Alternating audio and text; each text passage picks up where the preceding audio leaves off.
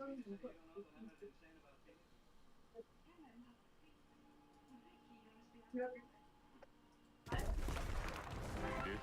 CNN, a network of Turner Broadcasting System.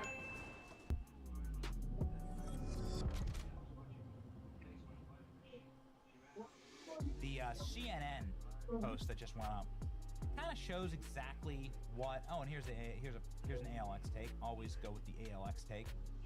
ALX quote tweeted CNN. They've deleted a tweet. This is incredible. I didn't plan on starting off here, but like, why not? Everybody's talking about Iran. Yeah, we're gonna have to show the actual like proper tweet. Thank you. There it is. Thank you, Klein.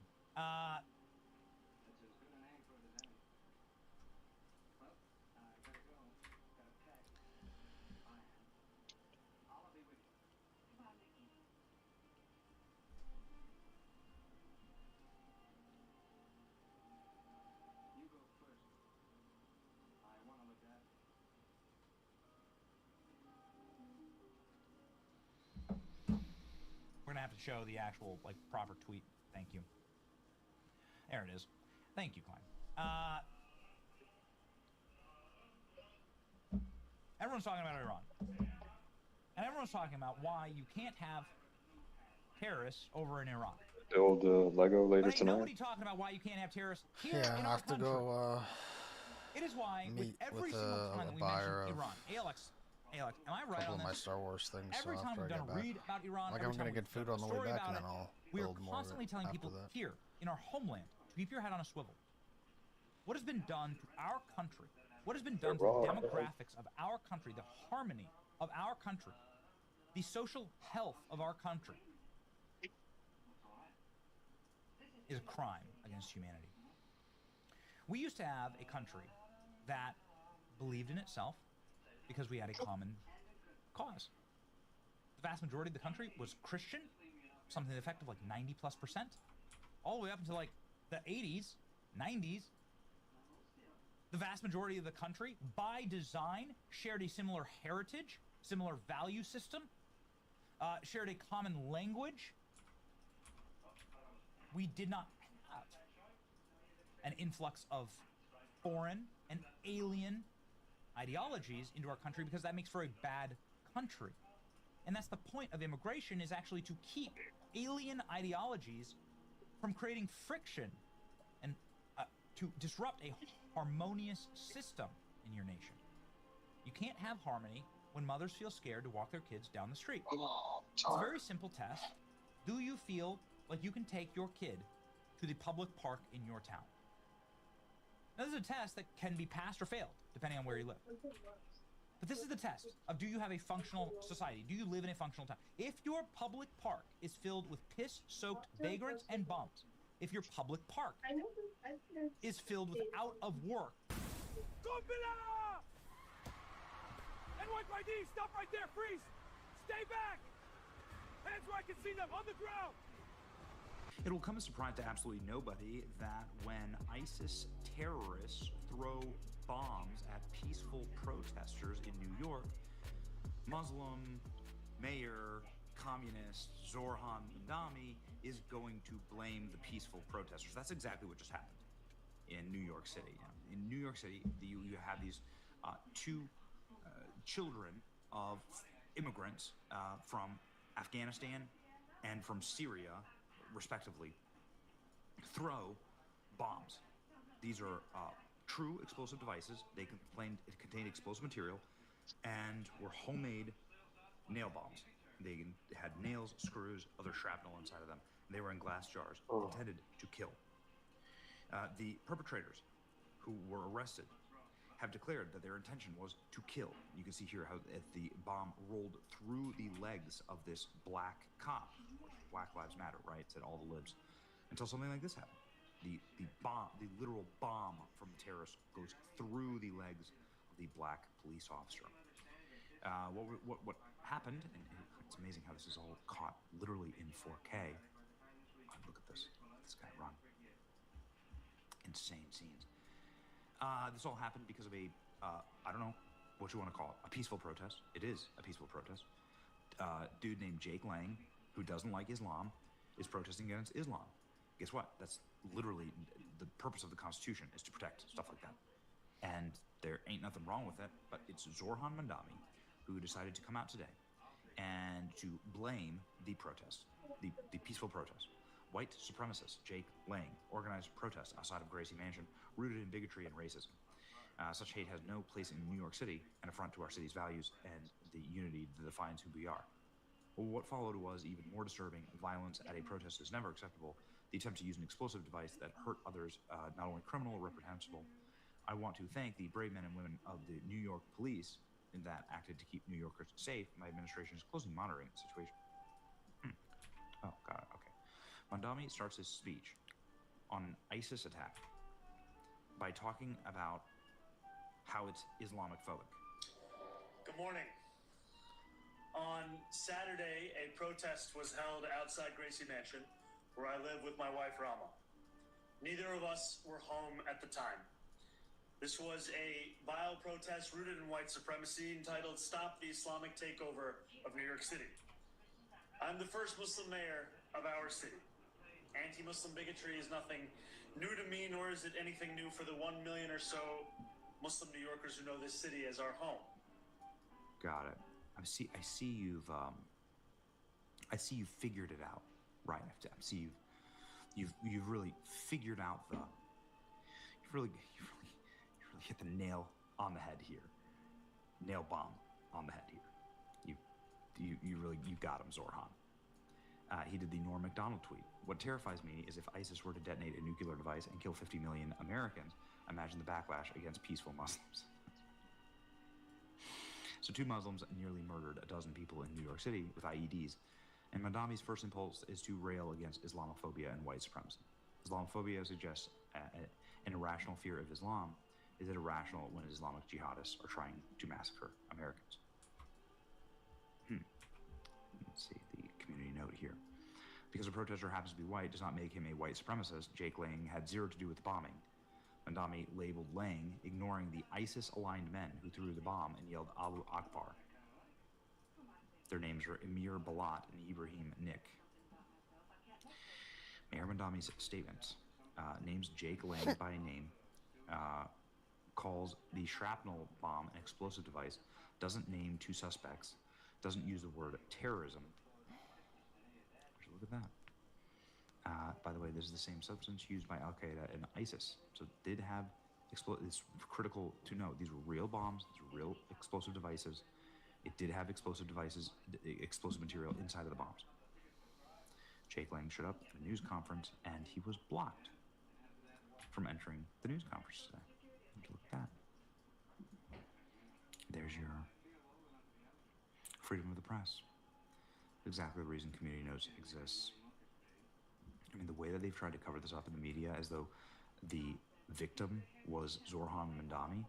Multiple arrests made after suspicious devices found outside of Gracie Mansion, home of Zorhan Mandami, during an anti-Islam rally. The bombs were thrown at anti-Muslim protesters, not by the anti-Muslim protesters, as this post and story would lead you to believe. Witnesses say the attackers shouted Allahu Akbar and threw the bombs. That's now not only like 100% true and captured on camera, that's something that is being charged by the feds right now. And I mean, it gets even better. The fact that a dude is out yelling. I mean, at the very moment these bombs were thrown, there's a white lib yelling that diversity is our strength. This is a real image. This is a real image that happened in America. This is really a photo. Protesters shouting about the pros of immigration is interrupted by an Islamic terrorist throwing a bomb, shouting Allahu Akbar and jumping over him. Yeah, I wonder what Trump and Zorhan are going to talk about in their next meeting. Amazing. Just a reminder that Mandami is replacing the frigidity of rugged individualism with the warmth of collectivism. This is the warmth of collectivism. I don't know who needs to hear this, but the guy who tried to detonate the nail bomb is the bad guy. Dear New Yorkers, you elected an Islamic terrorist supporter. Now you have Islamic terrorist attacks. So help me understand this. A guy who was protesting Muslims taking over New York, then a Muslim retaliated by throwing a bomb. Then Mandami blamed the white guy for protesting because it triggered the Muslim into being a terrorist. Do I have that correct? Yes, you have that correct. Two Muslims threw bombs at people in New York in the first.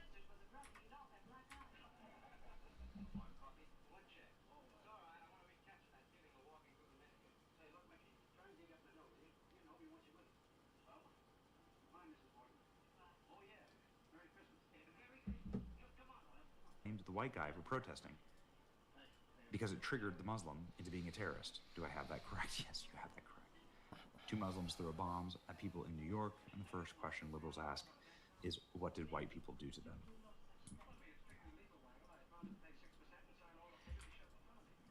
If you have no idea what happened, read the comment. You mistakenly assume that the bomb was thrown at protesters who were by protesters with Jake Lang. The wording is intentional. Absolute peace. Yeah. It's the most malicious and dishonest tweet ever posted. It would have been bad enough if Mandami had tried to equivocate both sides. Instead, he deliberately implies that the attempted bombings were part of the protest, when in reality they were carried out by Islamic terrorists intent on turning a free speech event into a bloodbath. I think somebody sent you something. There's no question that a profoundly dangerous man is running New York City. Tried to warn you. We tried to warn you. Totally and completely insane. Nice. Mandami condemns New Yorkers for making Muslims throw bombs. You know, I will never get tired of doing that. When they hit, they hit. All right. No mention of terrorism when two Muslims attempt to detonate a bomb. Mentioning white supremacy when two Muslims attempt to detonate a bomb. There you go. That's perfect. Yeah. Amazing.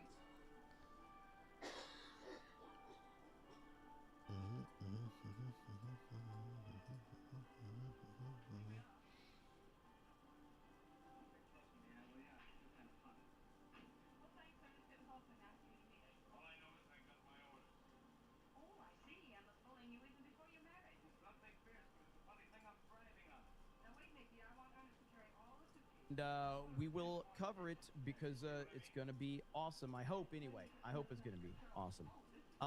We'll see. It means you're one of the cool kids now. Well, I wouldn't go that far. Best show on TV, Cobra Cast. Yikes. We got some low standards, apparently. Did you have a volume on for that? That is a very low standard. No, I'll watch it later. Oldest ride, longest line. Space Mountain. Okay, what? Watch this next one with volume, dude. Let's see. Okay, so we did have Trump, and this is what I said we were going to cover earlier, but President Trump did have his press conference, and we're going to react to the full presser right here. So we're going to get into this. We're going to pause and talk about it, but we're going to listen to what Trump has to say first and foremost. So let's get right into it, and you know, you guys just share your thoughts, and let's hear what he has to say. I've heard a couple of snippets of this, but I haven't heard it in its entirety.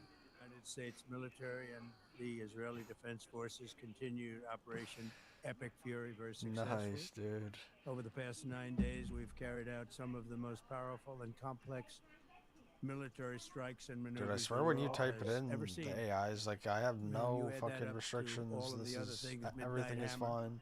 Getting rid of the nuclear threat from Iran, which was a big moment in history, in my opinion, and the great success we've had in Venezuela and all other places. Every place we've gone, we've had tremendous. That is true. Dark Trump today with that tie. Yeah, he doesn't wear dark ties like that usually. It's usually red or blue. Occasionally he'll throw a purple in there. I've seen a yellow tie. Interesting. Lady Aaron D. Very on point with the observation. Success. But while we're doing all of these things, we're achieving major strides toward completing our military objective. And some people could say they're pretty well complete. We've wiped every single force in Iran out very completely. Most of Iran's naval power has been sunk. It's on the bottom of the sea. Around the world. It's almost 50 ships. I was just notified it's 51 ships. Did you ask if I did that them? many? Didn't last very long. Yeah. And these are fighting vessels. I basically do them every They're time. meant to fight. No, but I they're not meant do to them fight every time against us. unless I forget. We continue to target Iran's drone and missile capabilities. Their drones are way down. Their drone manufacturing. Trump is looking tired lately. I mean, he is. I mean, the dude's 79 years old. I don't know when he sleeps. I have no idea when Trump sleeps. It's crazy. Pork Chop Sandwich for 10 says, link to JD Advanced Wake Up Techno song, please. Let me see if I can track that one down. Mods, do we have a link to that? Has been hit starting today. We know all of the places they manufacture the drones, and they're being hit one after another. Their missile capability is down to about 10%, maybe less. We're also hitting where they make missiles and where they deliver missiles. We've struck over 5,000 targets to date, some of them very major targets, and we've left some of the most important targets for later in case we need to do it. If we hit them, it's going to take many years for them to be rebuilt, having to do with electricity production and many other things. So we're not looking to do that if we don't have to. But they're the kind of things that are very easy to hit, but very devastating if they are hit. We are waiting to see what happens before we hit them. We could take them all out in one day, but it's all resulting in a 90% decline in various things, but in particular, Iranian missile launchers and 83% drop in drone launchers. As you know, the drone launchers are pretty well shot, but we're at over 90% decline in the Iranian missile launchers, which is very hard to reproduce and very hard to get. And usually what we were able to do through great equipment, a lot of smart people, as soon as they sent a missile up from a launcher, we were able to knock out that launcher within a period of 5 minutes or less, accurately right on the noggin. So now we have low-cost interceptors effectively combating Iranian drones, and our B-2 bombers recently dropped dozens of 2,000-pound bombs to destroy missile launchers all over Iran and buried deep under Iranian soil in many cases. The soil was no match. And we're also annihilating the manufacturing base that the regime uses to build drones and missiles at a rate that nobody thought was possible. We're knocking them out. We know where they all are. We're knocking them out very quickly. We're ahead of our initial timeline by a lot. I would say that we probably would not have thought after a month we'd be here. In addition to the fact that we've taken out the leadership twice and maybe 3 times. And we, as you know, we want to be involved. We don't want another president that maybe wouldn't be willing to do what I'm willing to do for the good of the world, for the good of our nation, to be stuck with a situation in 5 years or 10 years from now. 10 years, because we need you for another 4. And he said 5. Well, no, 5, so he's still got 3 years left. So, yeah. Yeah, we need 7 more years of Trump total. Grapthar Sammer says, Trump sleeps in between his sips of Diet Coke. Patrick says, I see you didn't get a watch for your birthday, lol. Better late than never, brother man. Thank you. Grandis of Potato says, okay, guys, I'm making more videos for the main Geeks and Gamers channel. 10 billion years later, where the freak is the videos he promised? It's gonna happen, all right? It's gonna happen. Nubbin for 20. It says, happy belated birthday, Tax. Thank you. I appreciate it, man. Hail to you.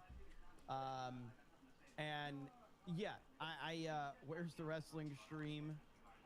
I'm starting to think that I might promise things that I'm not following through with on content. Nah, no way. Not me. There's no way. Did anyone tell you your boy Tim Pool's birthday is today? Well, listen, I'm gonna be really nice about this, okay? I am going to allow people to send all of your birthday wishes via Super Chat to my channel for Tim Pool on his birthday. Okay? You're welcome to send any birthday wishes that you would like to Tim Pool to my channel and wish him a happy birthday. I'm sure he would appreciate it. And listen, I don't want to get credit for being a good guy. I'm willing to put the differences aside and just say, I am going to dedicate my chat to wishing you a happy birthday. And then I will read them like Nandor says. So again, man, really nice guy I am. I appreciate it.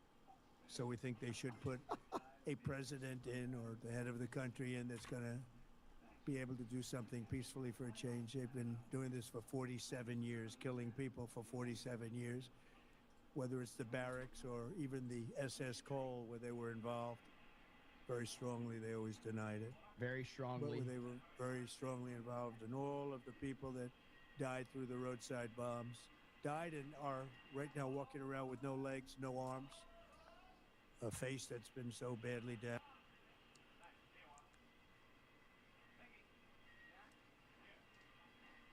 And all of the people that died through the roadside bombs died and are right now walking around with no legs, no arms.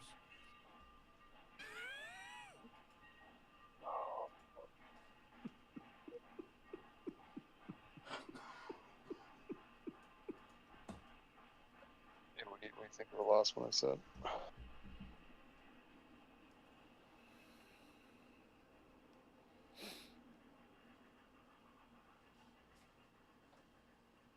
Yeah, what the hell?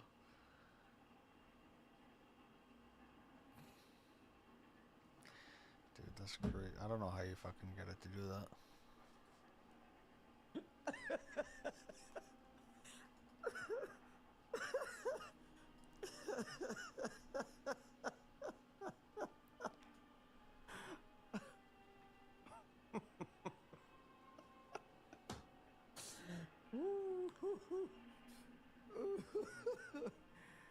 Oh shit. I'm a horrible person. I'm not laughing at people not having legs and arms. Is Trump saying walking around with no legs?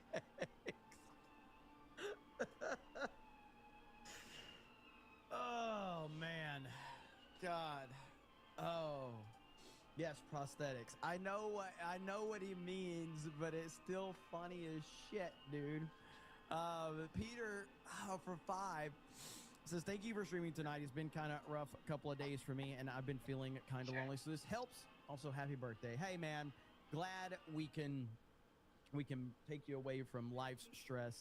Everybody has it. I know I have tons of stress every day. I don't know why, like earlier, what was it, man? I don't know what it was, but there was something hit my feed, and it completely just made me start thinking about Billy from Game Chasers. And I know many of you may not know anything about Game Chasers, but you know, Billy was part of Game Chasers YouTube channel. They had a lot of other stuff going on, and he recently, I mean, he passed away. Has it been like a year, less than a year? And it was so sudden. They found a tumor in his brain, a brain tumor, and it's just like within, like, he was at conventions and everything, and then like out of nowhere they found his tumor, and then he's in the hospital, and then like weeks later he's gone. And I'm just like, dude, man, you got to be thankful for every moment, man. You just never ever know. It's like life is crazy. And I didn't know Billy. Obviously knew of Game Chasers. I don't think he knew me. I don't think he knew of me. I don't know. But yeah, man, it's just a super, super sad story. It's like you're here one day, gone the next, man. And so the stresses of life are always there to keep us on edge. The Happy Plague Doctor says, happy hang on. Happy Puck Fem Tool Day. Holy shit. That was tough to get through. Marmillin says a lot of double leg amputee veterans walking around these days. I know what Trump means, but it's just funny. Like, Trump is just genuinely a funny human being, and listening to him say it like that, knowing that there's more context to it, but it's just like he likes to emphasize things. It's so funny. Jake the Movie Geek says, Jeremy, I'm going to get back to making videos. I'm serious this time. Jeremy will make 3 to 4 videos, get burnt out, and take a month off. Nah, not me. suicide bombs, died and are right now walking around with no legs, no arms, a face that's been so badly damaged.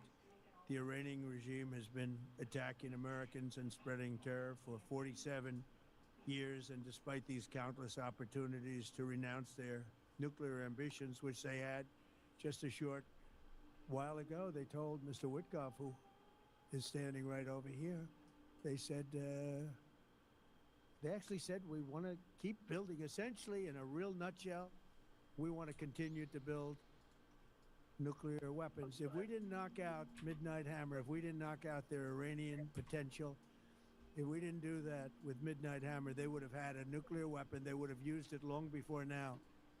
And at a minimum, Israel would have been annihilated. I was very lucky that we had the courage to do that we had the talented pilots and the great equipment. The B-2 bombers are unbelievable. We ordered 25 more, by the way. The newer, better version. It's we have the greatest military in the world. We have the greatest equipment in the world by far. You see that no matter where we go. You still need the people, though, to operate it and to use it. And those are the people that we cherish. Even after we obliterated their key nuclear sites in Operation Midnight Hammer, they never negotiated in good faith. They still continued to say, we want to build nuclear, we want enrichment at levels that were unacceptable. And they even turned down an offer for unlimited free nuclear fuel forever for civilian purposes. We had people offering them free nuclear fuel. They weren't interested in that because they wanted to build a nuclear weapon. So instead, the regime was trying to reconstitute its weapons program at a different site. They couldn't go back to where they were, the 3 sites that we obliterated. But they were starting work at another site, a different site, different... And here in a bit, I don't know exactly at what timestamp, but he does take questions. And there's, I don't know how long the questions go on, but he does take questions here in just a bit. Garfield's Bizarre Adventure says, never forget that Jack Murphy's entire manosphere persona was undone by a single super chat. Heartfelt. Yes, it was. And I mean, and this is why it's better to be, you know, like, hated for who you are than loved for who you're not. You know what I mean? Because it can all fall apart in a single moment if you are a complete fraud. And that's who Jack Murphy was. He was a complete phony and a complete fraud. Everything that he was online, everything he built was all fake. And it took one moment and it just got destroyed in the snap of a finger. And so I would rather people just hate me because they say that I am toxic and racist and sexist and whatever ist and ism. I don't care. Believe what you want. It doesn't matter. But at least you know, I'm not apologizing for your hurt feelings. I don't care, and I'm not faking anything. I'm just I'm who I am, for better or for worse. Johnny 420 says, late birthday tax. Here's your birthday grift. Hell yes. Thank you, Johnny. Andrew CR says, birthday, are you a woman? I'm a grifter. Okay? I'm a grifter. That's it. What was the super chat that took him down? God, what was so... It's been so long, but if I remember... He was on the You Are Here show with Elijah Schaefer and Sydney Watson. And someone sent a super chat basically accusing him of being a cuck, right? And he was a cuck. He was. And I guess Sydney Watson read it out loud and he got really uncomfortable about it. And I can't remember all the back and forth that went on, but ultimately... he got mad that she read the super chat out loud so that he had to address whatever it was, because there was a lot of trolls in the chat or whatever that night. And so he just went off on Sydney Watson and basically told her to go F herself. And then he says heartfelt. It was a crazy story. Crazy story. And then that opened the floodgates. That opened the floodgates. And the internet started finding all of this, like, really effed up stuff that he had done.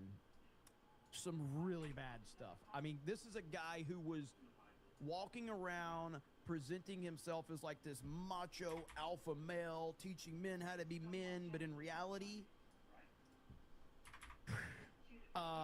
he was gay as hell. He had a lot of imagery online that people found, and there was some next level stuff, that was found. And so, yeah, bring back the beard of shame. Hey, we should. That was Jack Murphy's beard of shame. So there you have it. So maybe one day, Sydney Sweeney 24 becomes a new member. Sydney Sweeney is now part of the Snake Pit. There you have it. And the Under Armour Gamer says Trump plays zombies confirmed. You're damn right he does. Kind of a sight. And that was protected by granite. They wanted it protected. Granite's pretty good, but they wanted it protected by a lot deeper. They wanted to go a lot deeper, and they started the process.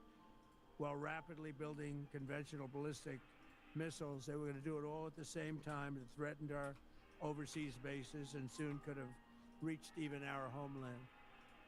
The regime's intention was to use this exponentially growing ballistic missile threat to make it virtually impossible to prevent them from obtaining a nuclear weapon. So as you probably saw, they had a tremendous number of missiles, most of which are now being used or destroyed, and very unsuccessfully used, because we have been able, for the most part, to shoot them all down. What incredible technology. The Patriots have been unbelievable, and other things. And the laser technology that we have now is incredible. It's coming out pretty soon. Where literally lasers will do the work of, at a lot less cost, do the work of what the Patriots are doing or what other.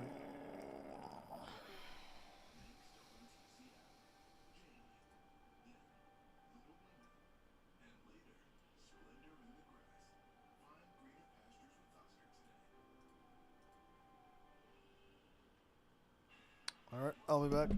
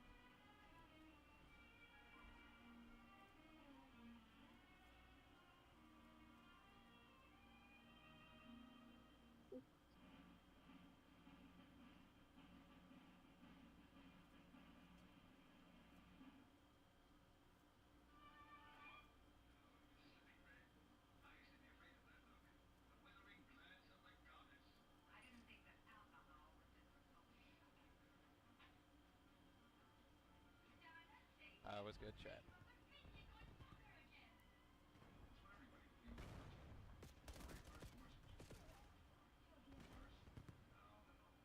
My ping's back at least.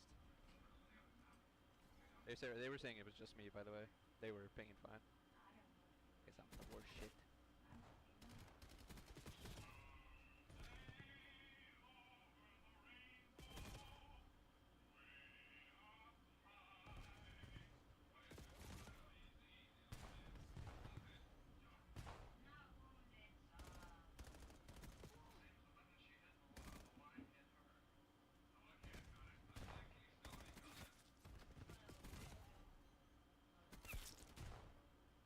Last guy's new. We know he's probably somewhere new.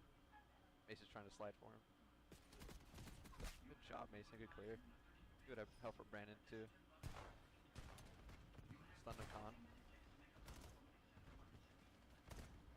We still know this guy's con.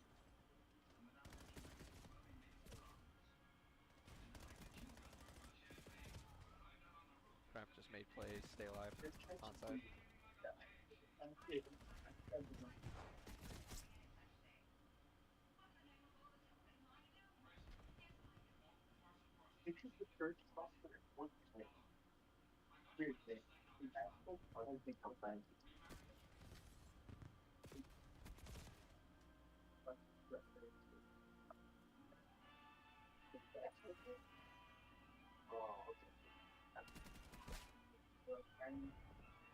Car gets one here. This guy's waiting for the push up. Good jiggle by Kyler. Just maintain P4 control, or sorry, P3 control. We're just trying to play tight here. We're like super tight on this shit.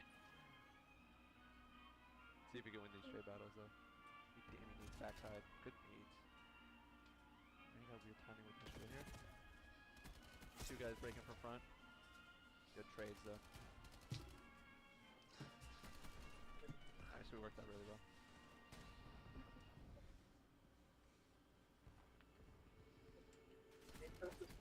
Good kill, Kyler. Picks up the pinch mid. He sees another guy. Needs help. Wow. Estro gets two. The big two piece.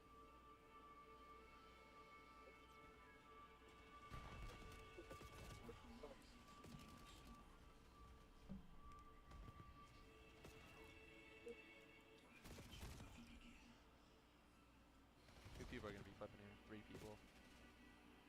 It's just trying to win. Big 2 if you get the second one. Kind of mantle up.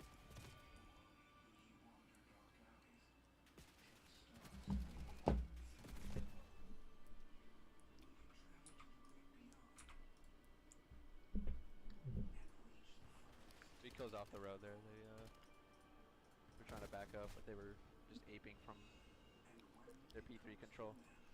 Mason's found his way through. Split the gap and gets 2 with the carnade. Or sorry, it's one of them was a team kill. I didn't see that.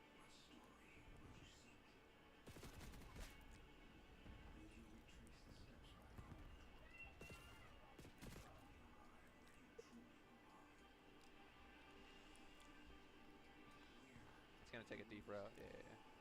I like that.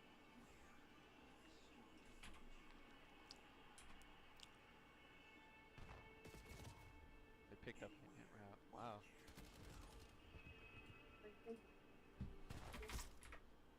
Get the kills front side though.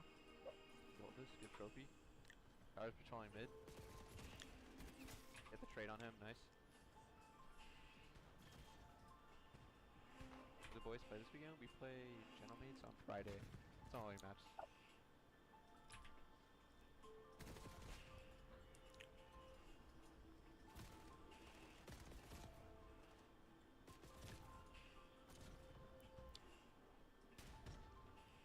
Standstill here, kind of 50-50 if we win these trade battles on time.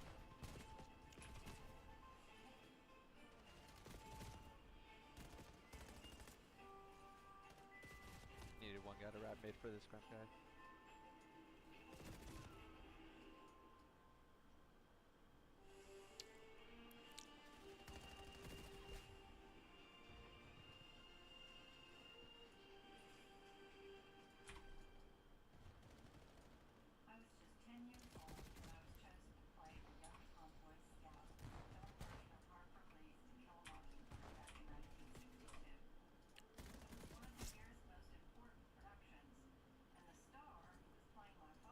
control. Kyler's gonna do the, or sorry, Ant's gonna do the little pocket route. Fortunately, we can't stay down on time. Rennie gets one. Can't get a second. Ant's behind them, but they're not getting time at least on this. We get back them in the fight without them getting time.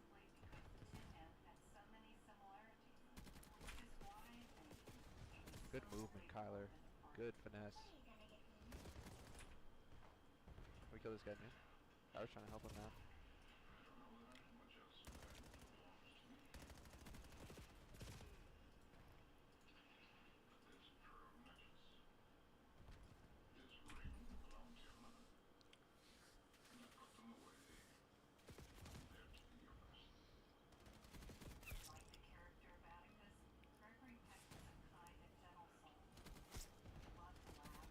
Nice. Break.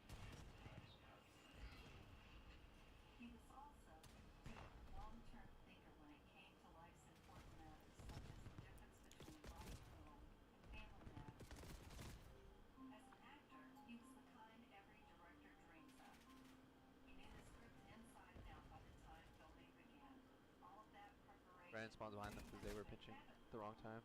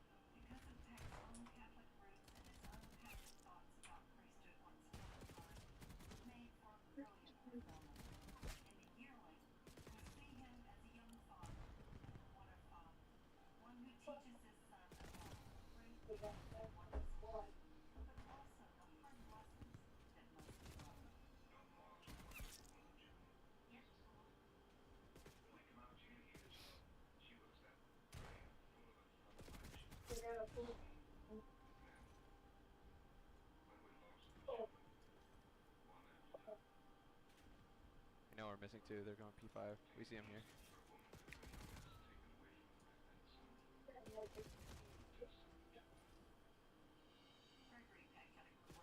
Ace, I think Ace is annoyed. He's on a new controller. I don't think he needs to break that shit in.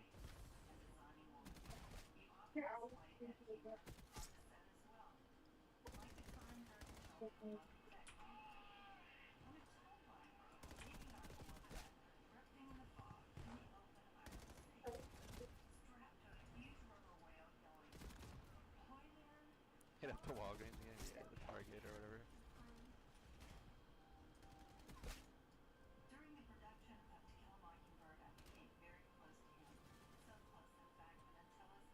He's not on the Marius. He's on his target, whatever Walmart controller.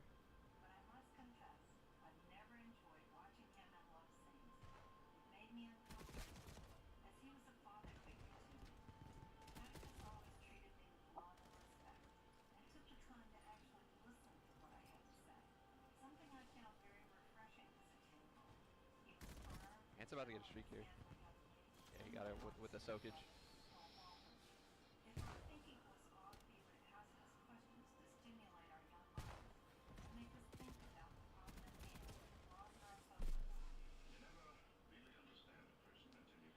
Maybe get two. Yeah, Kyler has one too. Pretty good streak. When you're taking an This episode is brought. The situation was very quickly approaching the point of no return, and the United States found it intolerable, in my opinion, based on what Steve and Jared and Pete and others were telling me, Marco so involved, that I thought that they were going to attack us. I thought they would, if we didn't do this at the time we did it, I think they had in mind to attack us. And if you notice, they did something which was very foolish, very stupid, I would say. They attacked their neighbors, and their neighbors were... He cooked himself.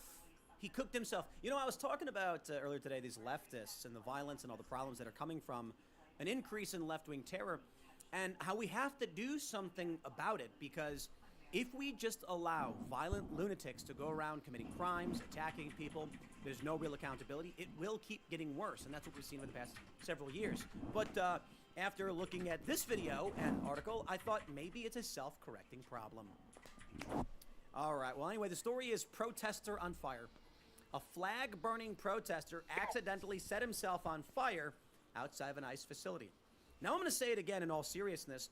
We've been talking about the problem of left-wing extremism and an increase in this violence, which is now being recognized even by the corporate press. And with that being said, I, in all seriousness, think we need some kind of accountability to put some kind of law enforcement that's going to put a stop to all of this, because they're hurting themselves. Largely neutral, or at least weren't going to be involved, and they got attacked. And it had the reverse effect. The neighbors came onto our side and started attacking them, and actually quite successfully. If you look at Saudi Arabia, you look at UAE, Qatar, and others. But they were strong and they were smart, but they got attacked. Nobody, when I first heard it, I said, no, somebody made a mistake.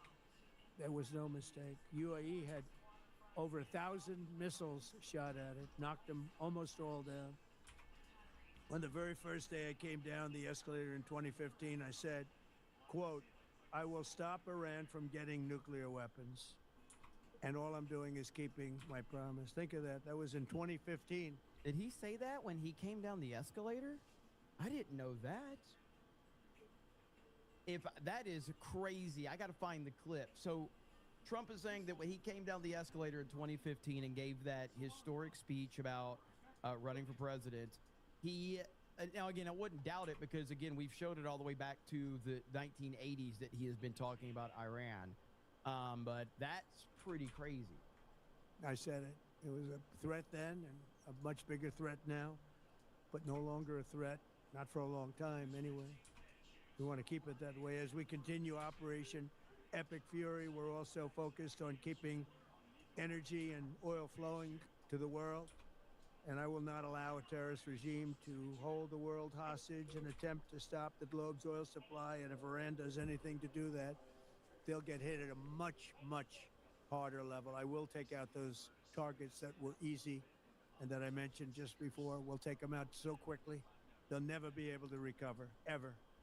If they want to play that game, they better not play that game. In the long run, oil supplies will be dramatically more secure without the threat of Iranian ships, drones, missiles, nuclear menace, or anything. So the Strait of Hormuz is going to remain safe. We have a lot of Navy ships there. We have the best equipment in the world, inspecting for mines. Again, most of their ships are down at the bottom of the sea, but we will hit them so hard that it will not be possible for them or anybody else helping them to ever recover that section of the world if they do anything. In recent years, the regime and its terror proxies have launched attacks on hundreds of commercial vessels. We're putting an end to all of this threat once and for all, and the result will be lower oil prices, oil and gas prices for American families. We've done that. We've done it. We brought it very low. This was just an excursion into something that had to be done. We're getting very close to finishing that, too. In the meantime, during this brief disruption, the United States is offering political risk insurance to any tankers operating in the Gulf. So we're putting up risk insurance. We'll perhaps go alongside of them for protection. We don't think it'll be necessary if it is. And if they do anything, the price will be incalculable. It will be so great that they will have wished they never did it, because you have to keep the straits flowing. With all of that, it affects other countries much more than it. We got Jimbo199 says, "Hail, Jeremy. I usually watch Cobra Cast on my phone. I decided to watch on my TV. What a mistake. Sorry, I'm not more attractive." I mean, again, if I wouldn't have to turn the beauty filter on to get super chats if I was. So, sorry, I'm not more attractive. I mean, however, we do have like 90% male audience, so I really don't think that most of the male audience cares about my looks. But, you know, we'll see. Does the United States? Doesn't really affect us. We have so much oil. We have tremendous oil and gas, much more than we need. We have Venezuela now as our new partner, great partner. It worked out so wonderful. We're working with the administration, the president, and it's a massive source of oil, gas, everything.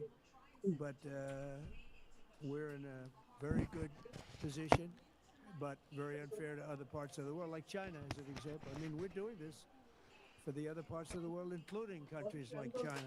They get a lot of their oil through the straits.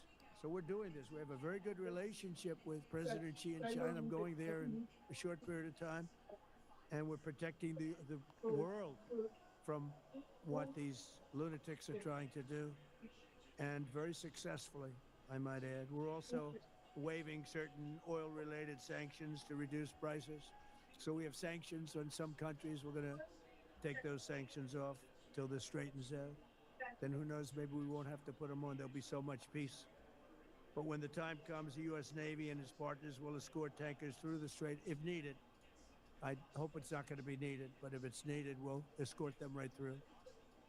And we have the greatest mine-sweeping ability. We have the greatest ships, and all of we know exactly where they're placed. We'll get them out of there very fast, but we hope we don't have any of that. And again, if they do that, if they play that game, we're going to hit them at a level that they have not seen before. So we're winning very decisively. We're way ahead of schedule. Our military is the greatest in the world, with the greatest equipment and the greatest people in the world. Nobody's ever seen anything. Nobody's ever seen anything like it. By the way, can we not, like, I see a lot of people talking about my looks in a positive way. Don't make me play the clip, okay? Don't make me do it. I am not here to be easy on the eyes for you, okay? So don't make me play the clip, because I will, okay? I will. We're way ahead of schedule. Our military is the greatest in the world, with the greatest equipment and the greatest people in the world. Nobody's ever seen anything like it. Iran's a very powerful country. They were going to take over the Middle East. If we did not hit them, they were going to take over the Middle East. They had thousands and thousands since their last hit. They had thousands and thousands of missiles and everything else. Most are now destroyed. But they were going to take over the Middle East. Those weapons were aimed at Middle Eastern countries that had nothing to do with this. They were going to take over the Middle East, and they were going to try and destroy Israel. So we stopped it with good timing, and we're very proud to be involved in this. And There's a lot of people online that are going to be like, Trump should have let him destroy Israel. Going to be ended soon, and if it starts up again, they'll be hit even harder. Thank you very much for being here. Go ahead. Any questions? Thank you so much. Go ahead. Do you approve of Iran's new supreme leader? And secondly, can you tell us more about your call with Russian President Vladimir Putin today? Yes. What did you discuss? Yes, I had a very good call with President Putin. We had a lot of people on the line from our side, from his side. We were talking about Ukraine, which is just a never-ending fight. And look, there's tremendous hatred between President Putin and President Zelensky. They can't seem to get it together. But I think it was a positive call on that subject. And we obviously talked then about the Middle East. And he wants to be helpful. I said, you could be more helpful by getting the Ukraine-Russia war over with. That would be more helpful. But we had a very good talk, and he wants to be very constructive. Yeah, please. Yeah, please. Thank you, Mr. President. On Iran, you called it an excursion. You said it would be over soon. Are you thinking this week it will be over? No, Are you talking but soon. about days? I think soon. Okay, and with respect Very soon. Look, everything they have is gone, including their leadership. In fact, there are two levels of leadership, and even actually, as it turns out, more than that. But two levels of leadership are gone.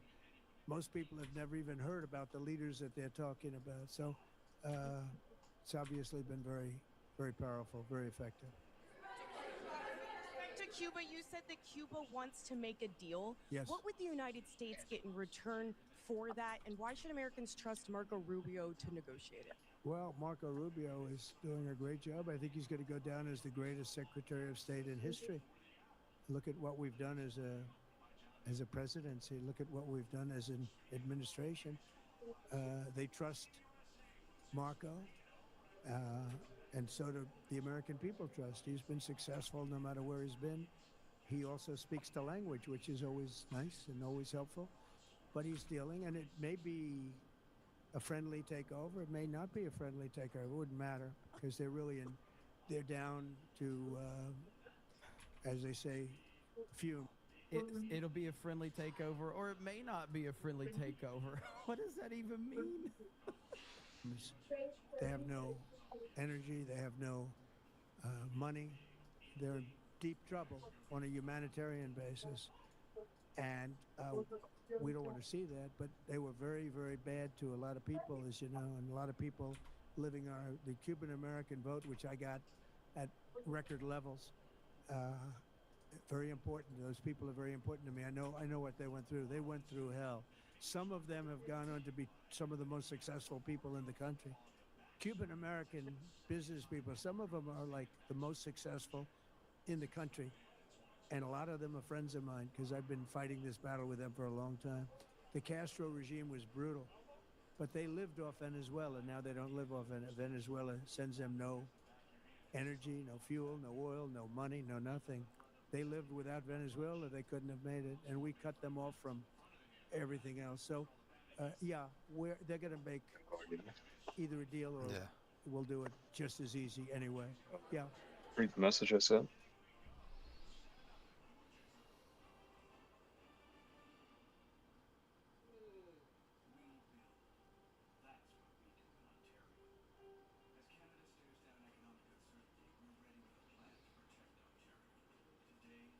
Damn, dog.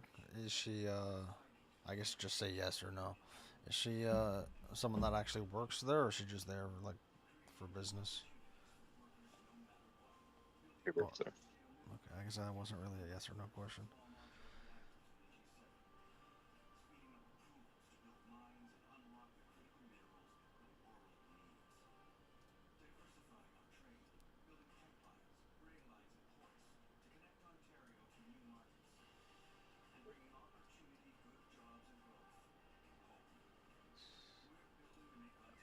Show you, but that's the risk. Yeah.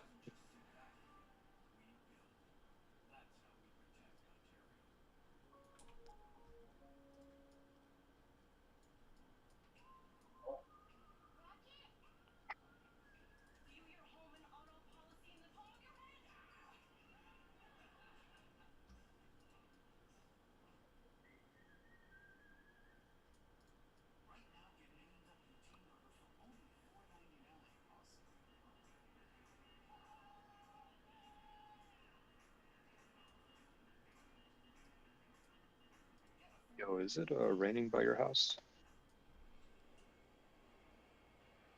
Not yet. I think it will be soon, though. It's overcast where you're at, though, right? Yeah.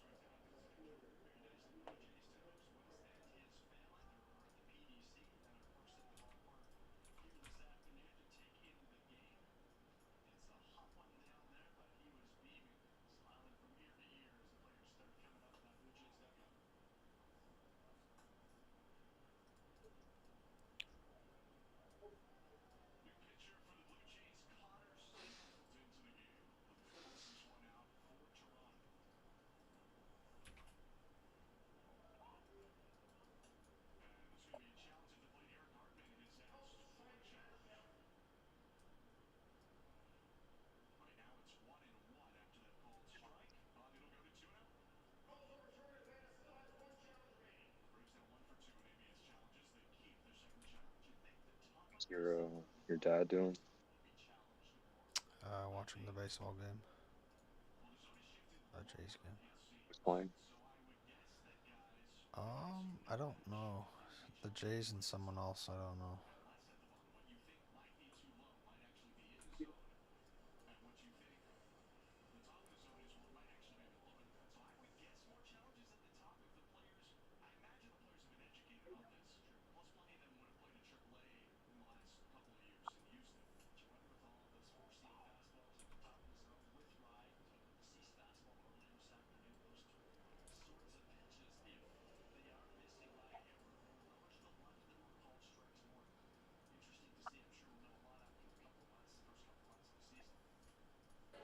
Please, go ahead. Footage that showed an American missile strike and a Tomahawk missile likely destroyed that Iranian girls' school. So will the U.S. accept any responsibility? Well, I for that haven't strike? seen it, and I will say that the Tomahawk, which is one of the most powerful weapons around, is used by, is sold and used by other countries, you know that. And whether it's Iran, who also has some Tomahawks, I wish they had more, but whether it's Iran or somebody else, the fact that a Tomahawk is very generic, it's sold to other countries, but that's being investigated right now. Yeah, please. Thank you.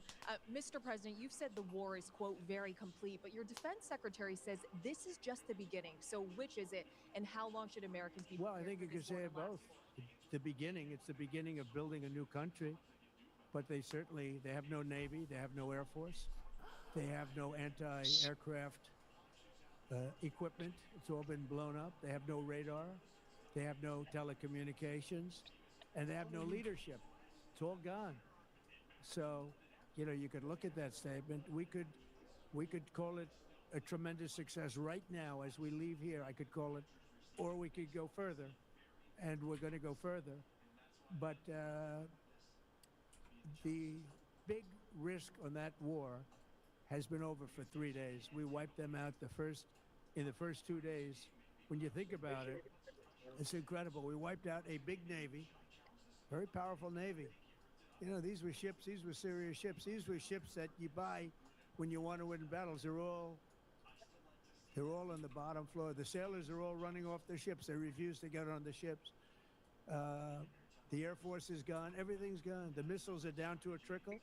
The drones are down to probably 25%, and they'll soon be down to nothing. We'll have where they manufactured the drones are under fire as we speak. They're being hit. So the rest is going to be determination as to my attitude, along with the people in the Trump administration, what we want to do. Thank you.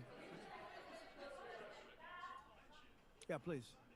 Can I ask you, you mentioned you were going to waive certain additional oil waivers or sanctions. Can you talk a little bit more about that and address in particular? Well, we're looking to keep the oil prices down. We went artificially up because of this excursion into a very positive thing. I mean, this was an excursion that a lot of people wouldn't have done. Just for the record, he's the only president that, do you remember Biden doing this? Do you remember Biden just taking random questions this often? He just takes questions like crazy. He has no idea what questions are coming his way. This still is going on. We still got another 13 minutes of him just standing there taking questions that are unscripted. He has no idea what questions are happening, and he does this all the time.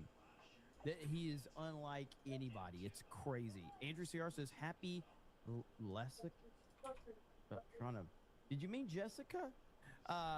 Thank you, Andrew CR says. Little Jim Sailor says, I think I want a Madam Web 2 now. Crazy Clown Town says, Daly's birthday is this Friday. We missed Cobra Cast turning 3 last month, February 10th. Oh my gosh. Cobra Cast was 3 years old on February 10th? Holy crap. I guess tomorrow then we can celebrate Cobra Cast being 3 months, 3 years, 1 month. That's crazy. We've been doing this shit for 3 years. Oh man, crazy. That's amazing. Soundwaves Superior says final Mario Galaxy trailer tax 199 praise Ara. It was good. I very much enjoyed it.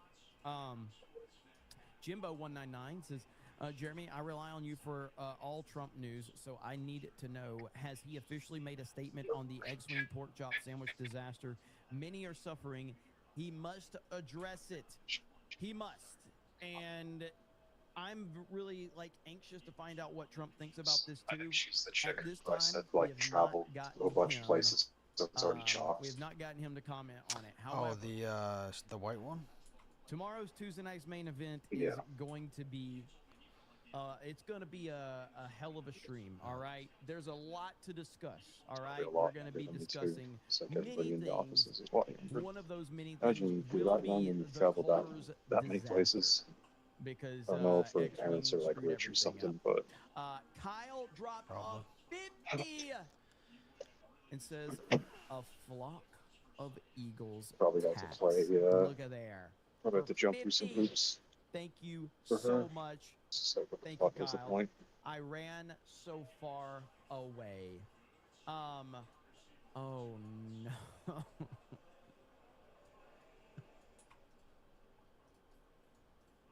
Oh no.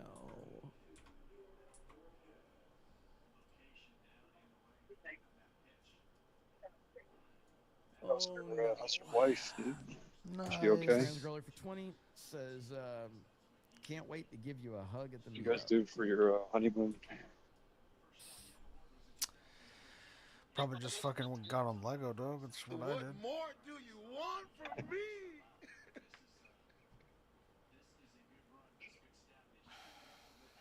Because she's in my head. I'm so a I little guess nervous if and I'm a little on scared. Lego, we're both on Lego.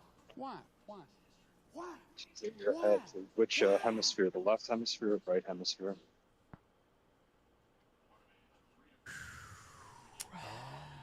Let's continue on. I knew not oil prices not would in go my up if I did occipital this, lobe because and I can't see her they've gone up with my eyes. probably less than I thought they'd go up. Oh, But I don't think anybody thought we were going to be this quickly successful. This was a military success, the likes of which people haven't seen. We have the best military. We have the best equipment. We have, I believe, the best generals. We have the best. And this went very quickly.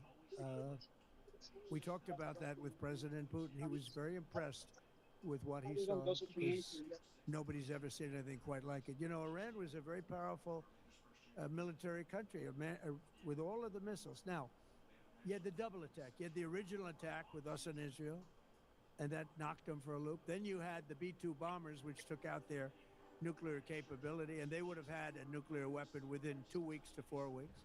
And they would have used it long before this press conference.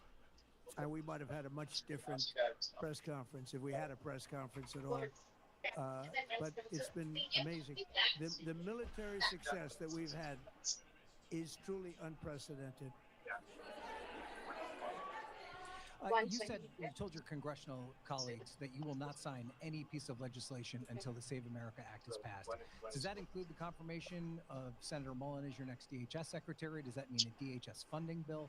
And Senator Thune said today, it's not a matter of whether or not your Republican colleagues agree with the policy. It's about changing the process. In other words, getting rid of the filibuster to get there. So in order to get it, you're going to need Democrat votes. And what we're saying is the Save America, not the Save Act, which nobody knew what it was, the Save America Act. Can I get a The medium Save fresh please? America Act. Thanks. And that's voter ID. Yeah, sorry about We that. want voter ID. When a voter, we want to be able to see a picture of the voter. We want to be able to see that the voter is legitimate. We want, very importantly, confirmation that this voter is a citizen of the United States of America, and we want no mail-in ballot scams. So we have exceptions for the military, for sick, for disabled, and for people that are away, business trips or whatever. Even vacations will be very liberal in that. We've added two things to it: no men in women's sports and no transgender mutilization of our children. We don't want it's mutilization of our children, and we don't want that. So we added those two things. That's the 5 points. We have 5 very good points. It polls at 86% with Democrats. Think of that. The overall vote is 86%. With Republicans, it's 98%. And the only one opposed to it is a Democrat leadership because they cheat. They want to cheat. So Let's go back and listen to it. Let's go back and listen to it. very good points. It polls at 8. Hang on. Two things to it: no men in women's sports, and no transgender mutilization of our Are children. you able to hear anybody else outside of my mic? I heard someone, I assume behind the counter, but I couldn't really tell what they were saying. I think it was a chick, but I don't know what she said.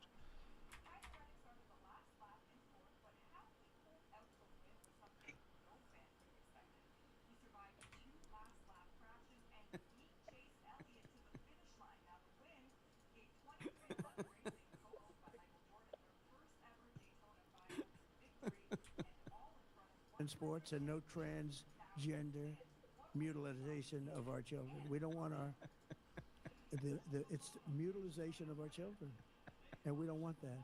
So we added those two things. That's the 5 points. We have 5 very good points. I like how he messed it up and then he repeated the mess up. He's like, I'm just gonna say it. It polls at 86% Every with day I Democrats. come down Think here, of that. I'll see a The hot overall chick. vote who is said that it's 86%. With either Republicans, she's super it's snotty, she's 98%. taken, or And the only one opposed to it is a Democrat leadership because they cheat. They want to cheat. So we added those 2 points. We're going for the gold, and we're going to have to... I'm gonna be honest, man. This is the power of Trump. I had to like sound it out because I had forgot the real word for a minute. And I was like, mutilization. Yeah, wait a minute, what's the old word? Oh, mutilation. Like, I was like, mutilization. Yeah, that's the word. Like, that's it. There is no other word. Like, that's the word. Fight like hell. Now, certain things will happen. Certain things will take place. I'm here to do a great job for the What'd you country. say? But we don't have a country, if we're going to have elections that are so corrupt and so dishonest, like Couldn't hear what you we've said, witnessed over the last period of time. 348. You know, as an example,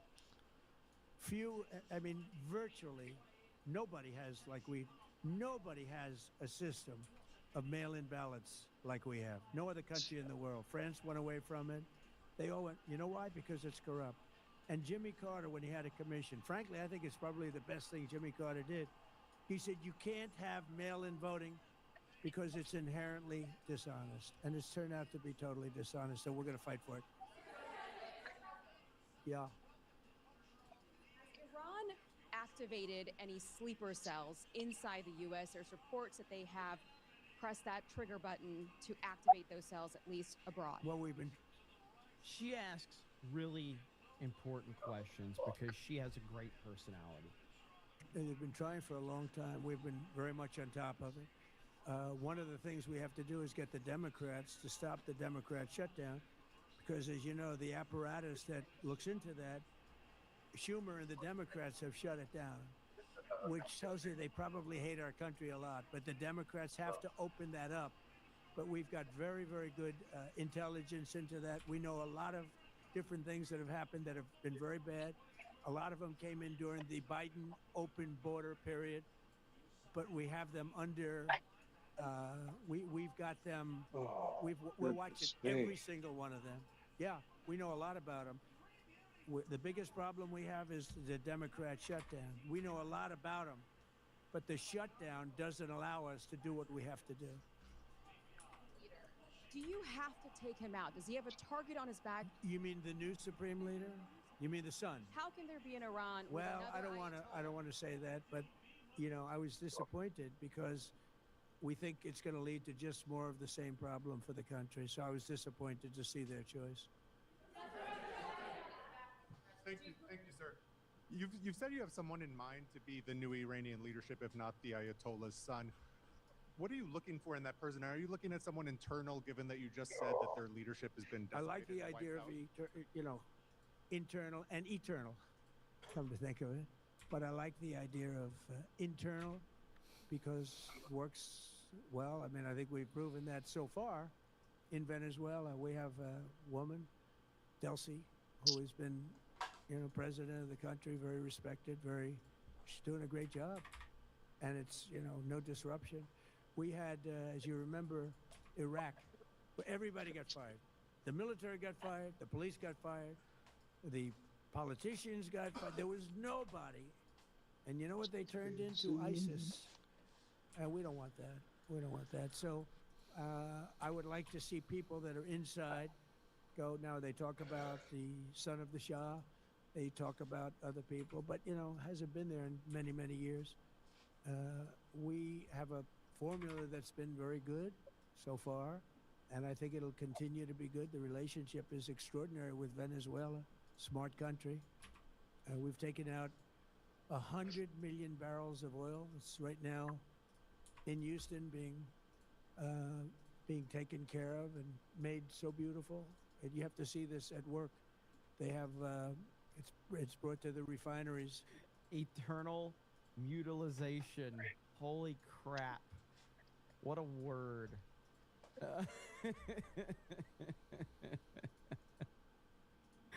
Eternal Trump. It's being refined in Houston, which is made exactly for that product. And so far, but it's 100 million barrels of oil, and now they have another 100 million barrels coming. And it's like a partnership. We're getting along so well with them. It's great for Venezuela, and it's great for the United States. Yeah, please go ahead. Mr. President, you just suggested that Iran somehow got its hands on a Tomahawk and bombed its own elementary school on the first day of the war. But you're the only person in your government saying this. Even your defense secretary wouldn't say that when he was asked, standing over your shoulder on your plane on Saturday. Why are you the only person saying this? Because I just don't know enough about it. I think it's something that I was told is under investigation. But Tomahawks are used by others, as you know. Numerous other nations have Tomahawks. They buy them from us. But I will certainly, whatever the report shows, I'm willing to live with that report. That guy, it's clearly TDS, and you can tell. Mr. Trump, you're the only one in the government saying this. Well, he is the highest official in the government, so go fuck yourself, loser. Yeah, please. You said earlier that we've already won in many ways, but we haven't won enough. What do you consider enough? What's your baseline? Where they're not going to be starting the following day to develop a nuclear weapon. Where they'll look at that man and some other people from the administration and say, all right, we're not going to do it. They were not willing to say that. And when Steve called up and he said that to me, I said, well, here we go. Let's do it the hard way. But the hard way, I think, is probably the easy way. When basically I can see that they will no longer have any capacity whatsoever for a very long period of time of developing weaponry that could be used against the United States, Israel, or any of our allies. We have great allies in the Middle East, great countries that are allies. And they were staying out of it until they got hit. Someday they'll have to do a story. Why did he do that? Why did they do that? But they were going to hit them. If I didn't hit them first, they were going to hit our allies first. I believe, upon information and belief, but I believe that he was going to, they were going to take over the Middle East. They were looking to take over the Middle East. Now, had Operation Midnight Hammer not taken place, that was definite. Because they would have had a nuclear weapon within a matter of weeks. But that took place. That was a setback. But look at the number of missiles they were able to buy and make over the last 6 months. And those missiles were aimed at various countries. And when you look at over 1,000 missiles shot at like UAE, they were looking to take over the Middle East. We got there first. We're lucky. I'll tell you what, the Middle East and those countries, very rich countries, are very lucky that I was president instead of somebody else. Points of disagreement between yourself and your vice president when it comes to U.S. action in Iran? I don't think so, no. No, we get along very well on this. He was, I would say, philosophically a little bit different than me. I think he was maybe less enthusiastic about going, but he was quite enthusiastic. But I felt it was something we had to do. I didn't feel we had a choice. If we didn't do it, they would have done it to us. I felt, based on the negotiations that were being had by Steve Witkoff and Jared Kushner and Marco and Pete and everybody was involved, I felt that they were looking to tap us along before they hit, and I thought they were going to hit. And if they hit us first, that would have been a very bad thing. In the back, please. In the back.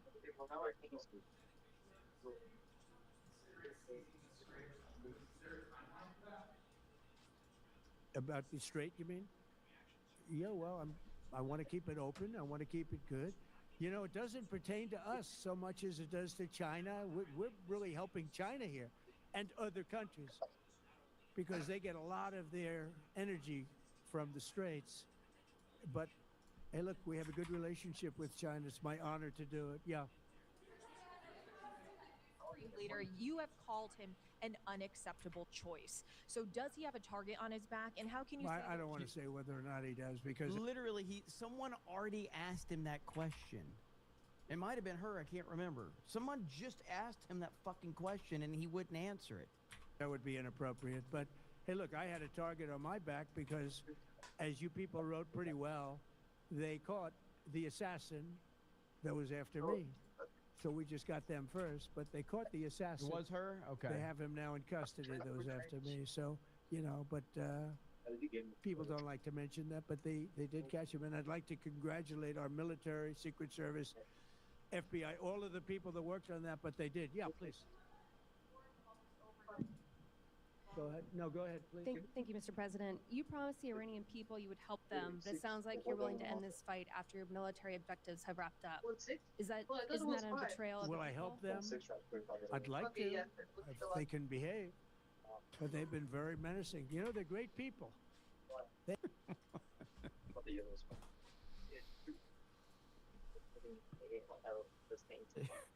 I'd like to help them. They behave. It could be very menacing. They're great people. Good Lord, Trump. And people, you would help them, but it sounds like you're willing to end this fight after your military objectives have wrapped up. Isn't that a betrayal of Will the I people? help them? I'd like to, if they can behave. But they've been very menacing. You know, they're great people. They have an amazing population. It's amazing, smart. I was just wondering if you could say anything about the adaptation, the change from Jane Westerling to Lisa. Well. And is she a spy? She asked if I would talk about the change in the show from Jane Westerling to Lisa of Volantis. The first upshot of that was Richard Madden. I mean, we had this wonderful actor, Richard Madden. He'd done a great job playing Rob Stark. And if you look at the book, you know, Rob is there right at the beginning, and then he leads his army west, and he's gone the entire book. I mean, we find out what's happening because occasionally a raven arrives, and you know, Kat gets a report that Rob has won another battle in the west. And David and Dan, I think, rightly felt that it would be very foolish to, you know, not see Richard Madden for an entire season. And not only foolish, there are practical considerations in that. I mean, what do you pay him? Do you pay an actor for an entire season of work and don't use him?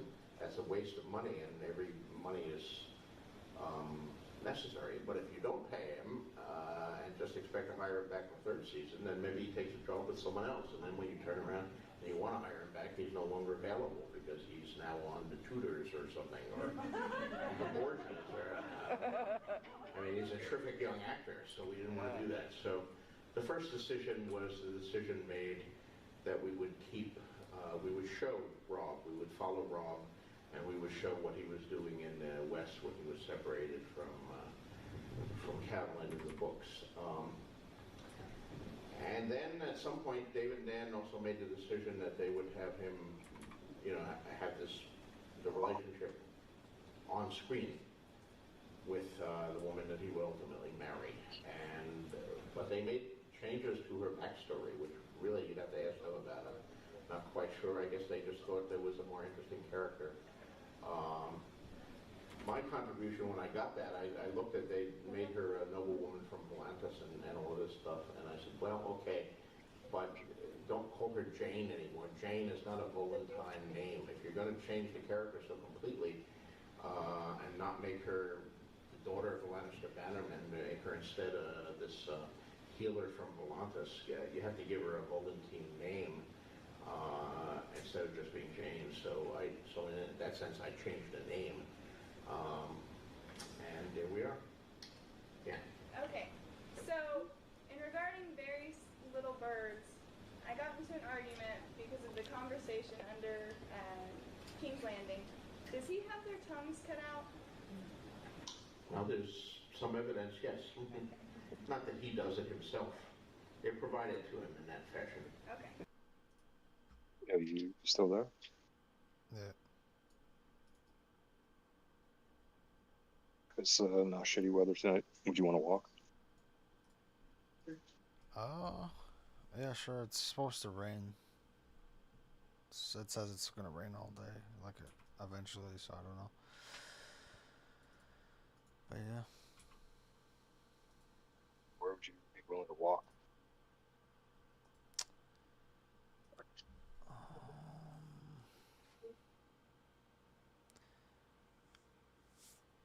If the weather's nice, I guess we can just walk to Tim's. I'll see if I can do that.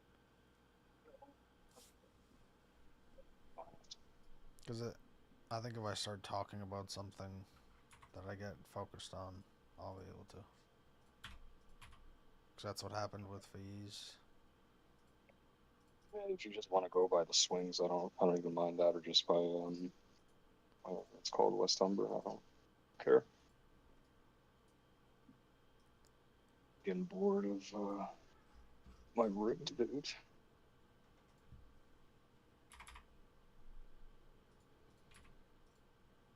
Let's see.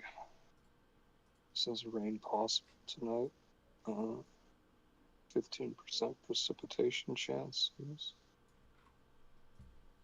I guess it's gonna rain.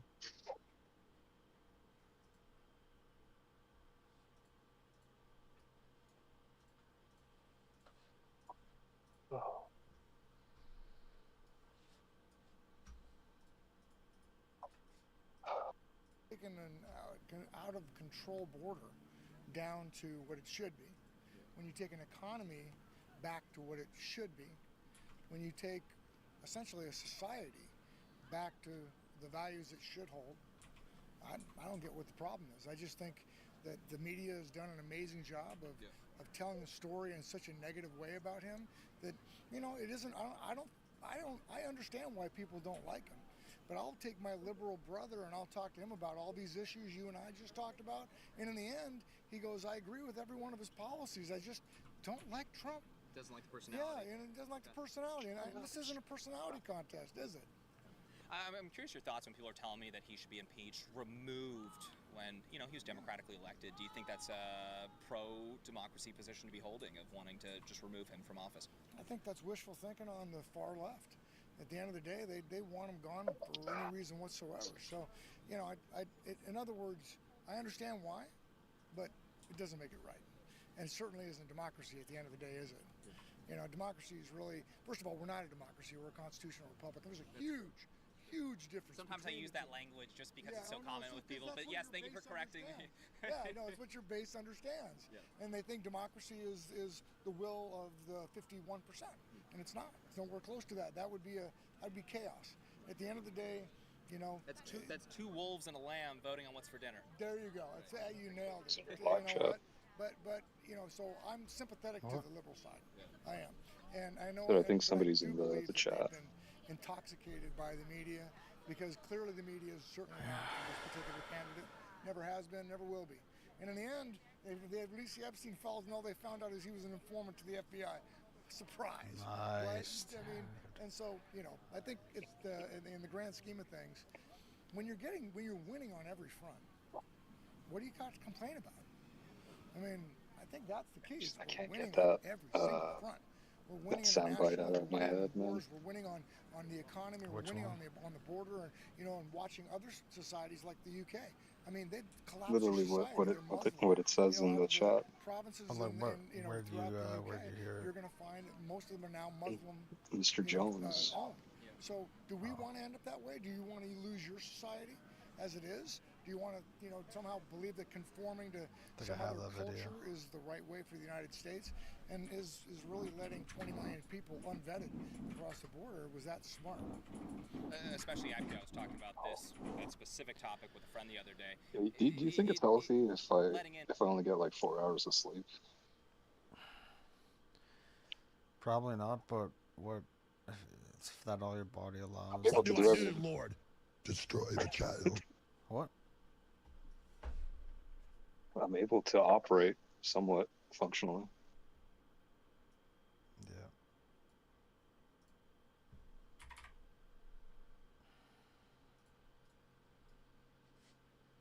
Probably gonna get dementia by the time I'm 40.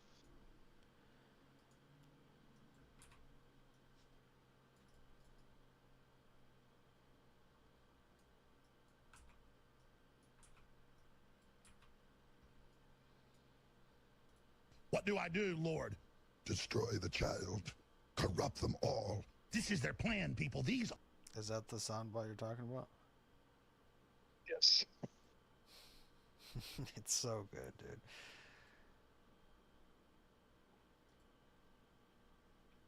I can't remember the bad guy. The bad guy from Inspector Gadget. He does a really good. He does a really good version of that. He does a really good version of Cobra Commander from G.I. Joe. He's so good at at doing voices. Like the actor? What? Like the guy who does the impressions or whatever. Yeah, like he'll. Are you talking about? Oh, okay. Yeah, during the show he'll do like the bad guy from Inspector Gadget or Cobra Commander. It's pretty good. And millions of people through the border over the last 4 years, right? Now we're experiencing an AI revolution. Was doing that right before an AI revolution where millions of American jobs are potentially going to be eliminated. Was that the right play? Probably not. Well, I don't know. I guess at the same time, we're worried about You're gonna American go jobs to today, meet that let guy alone for eBay. taking care of millions of people coming over the southern border. But I think on the other side. You know the Best Buy off of Weston? There's like a Sleep Country. I think there's a Canadian Tire, and then a McDonald's. Oh, like when are you going? When? I'm meeting him for 8 o'clock. Oh, okay.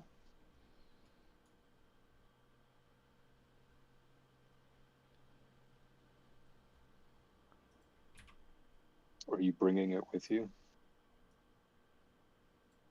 What? Whatever you're gonna sell them or whatever. Yep.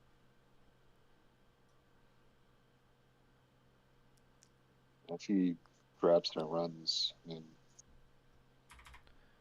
Well, I guess he has two. He'll have one, I'll have the other.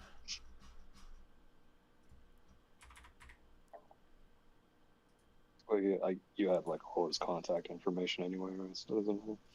Well, Striker's like, hey, this guy stole something from me. Here's his fucking Kijiji account.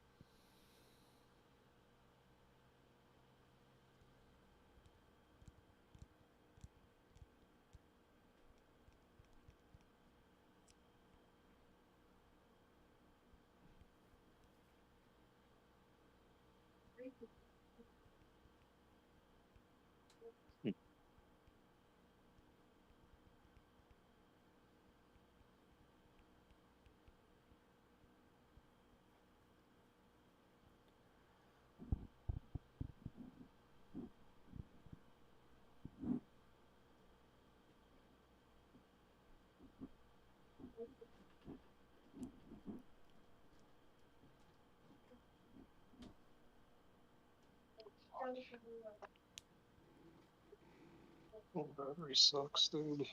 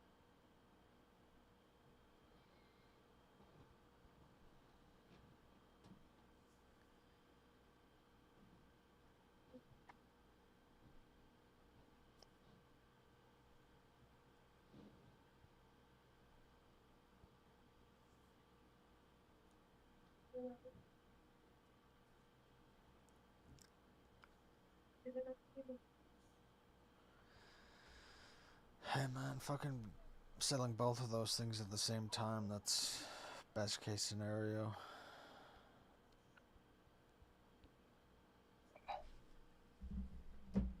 What is it exactly? Is it the ship? Just like a clone gunship. 2 of them.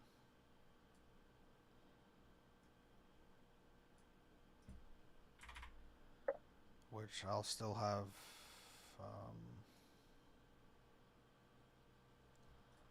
still have 2 left. I'll have a good one and then the first one that I got. And the 2 that I'm selling, they're kind of boring anyway. Like, they're kind of repaints. So, like, if you looked at it, you wouldn't know what it was from. But the good one that I'm keeping is from the original the original Clone Wars. So you had like 4 in total? Yeah. The Hunt for Grievous is the other one I'm keeping.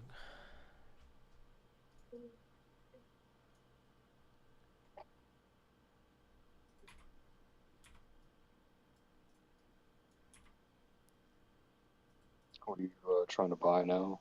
Or are you just selling them because I'm just selling them for no particular reason? Really, the only thing I would have sold them for is the Star Destroyer, which I already have. I was gonna wait until I sold stuff, but I'm like, dude, the chance of getting this thing for the price I got it for probably will never happen again.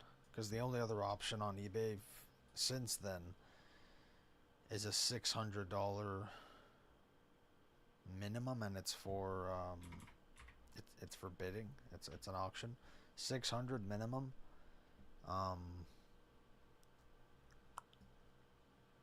$200 to ship it from Europe and $83 for import fee. It's like, even if I technically should wait, there's no logic to waiting with that. Ooh. Oh, my back is hurting, man.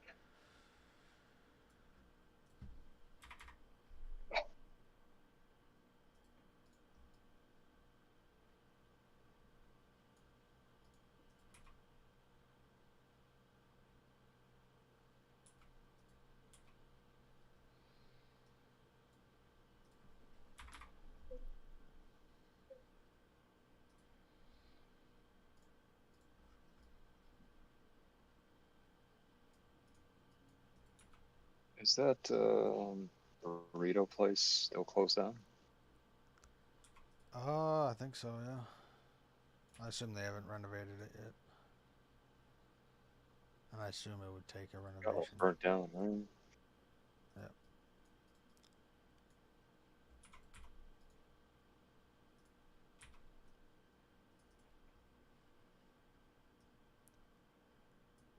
I haven't looked up, like, if they know what happened exactly, because they did say it was deemed suspicious, I think.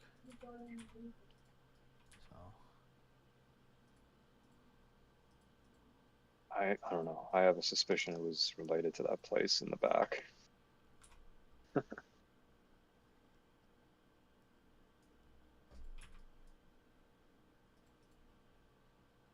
What, down the stairs? Yeah. Dude, that'd be fucking hilarious. I don't know. I'm thinking like maybe the owner or something like frequented that place, and I don't know. I guess he didn't pay his fair share.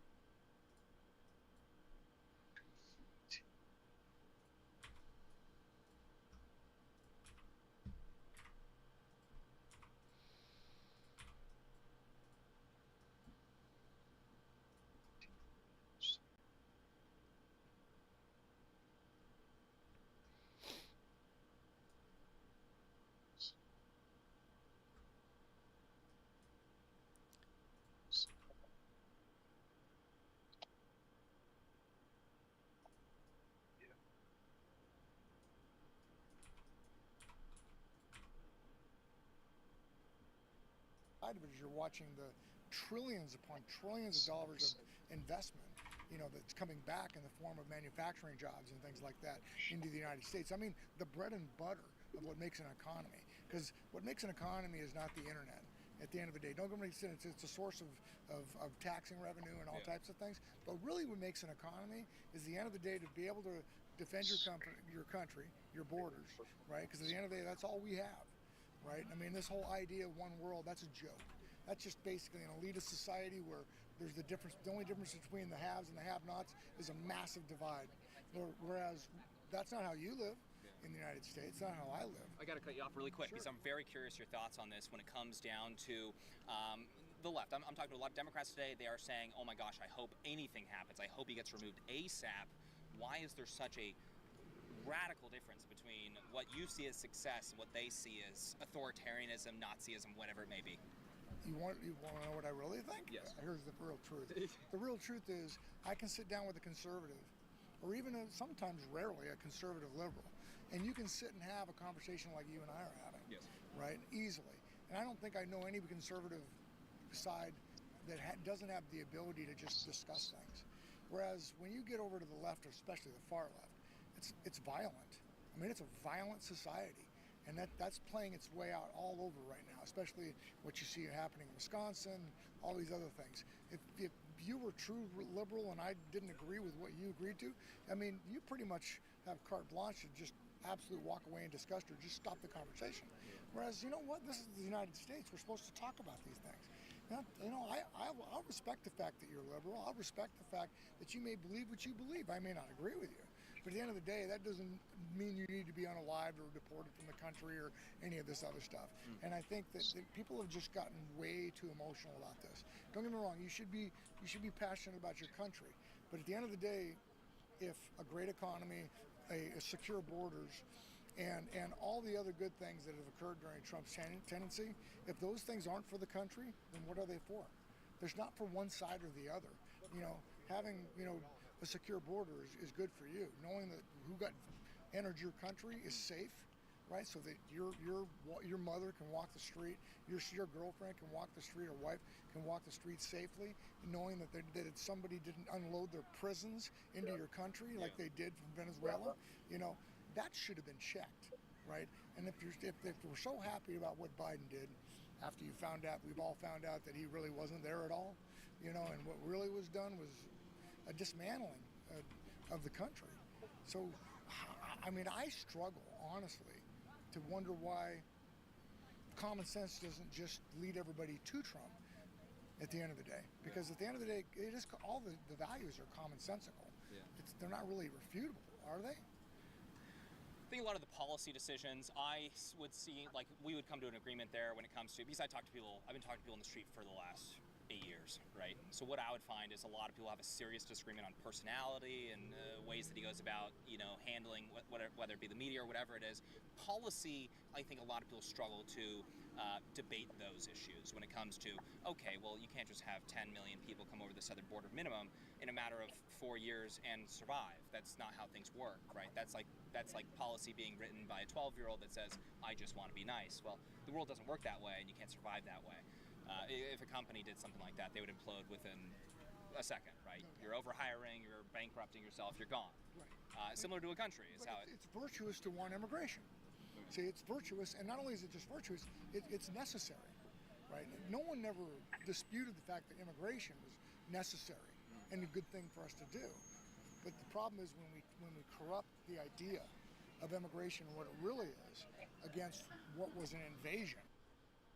Okay, man. Thanks for listening. No problem. It was entertaining. I'll be back.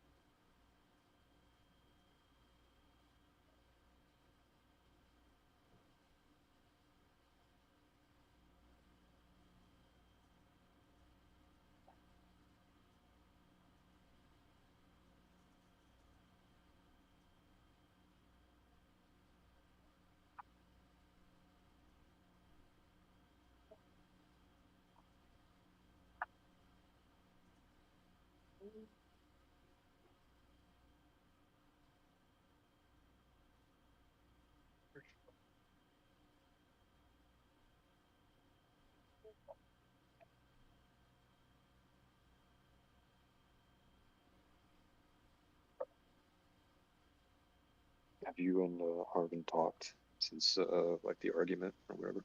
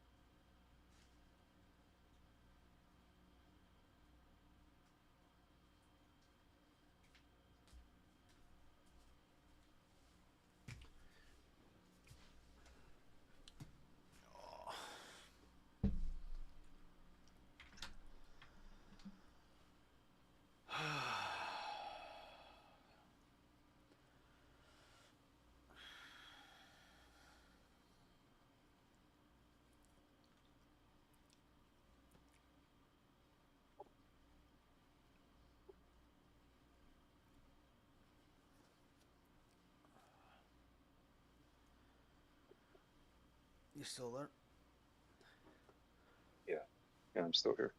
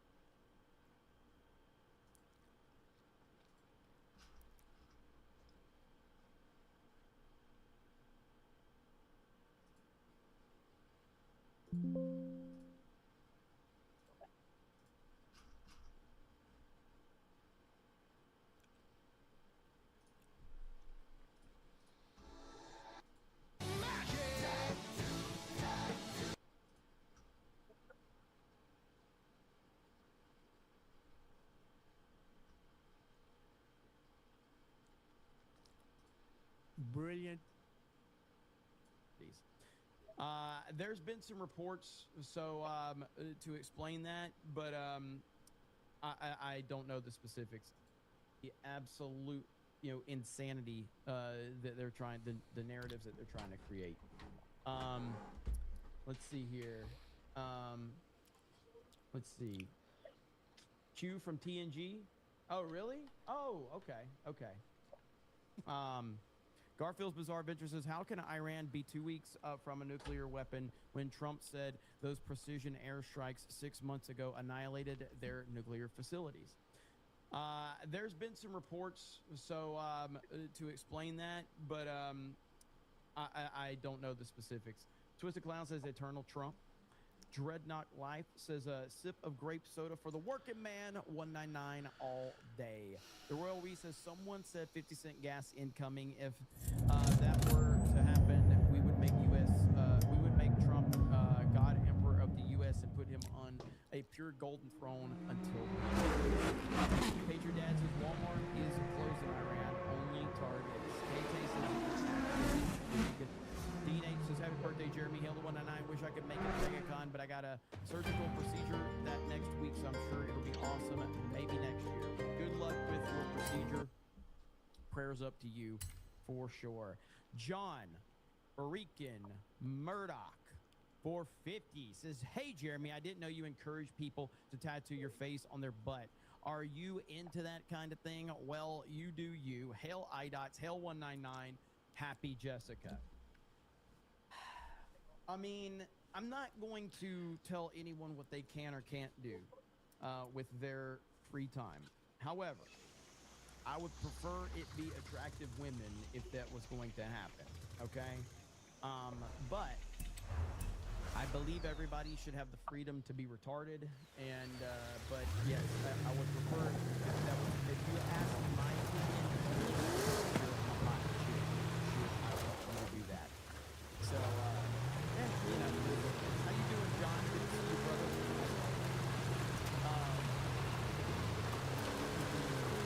I just thought it was funny when people think that happens a lot.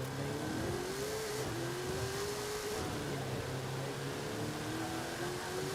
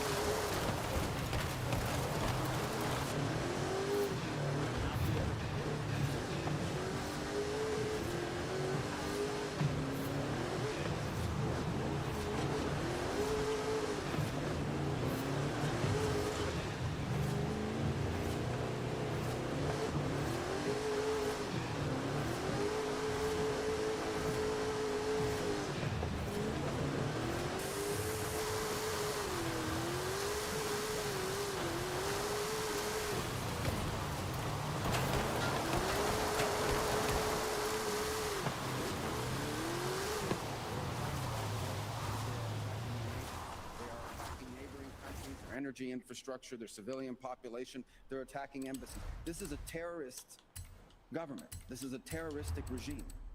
And we are seeing them conduct terrorism using nation-state elements, using weapons like missiles and one-way attack drones. And the objective of this mission is to destroy their ability to continue to do that. So there you have it right there. So, you know, again, does that confirm anything? No, but do I believe that the situation is possible? Absolutely, especially with the years under Biden. Absolutely, I believe that. Not even close. John freaking Murdoch says, when you put it that way, Jeremy, you see? There he is.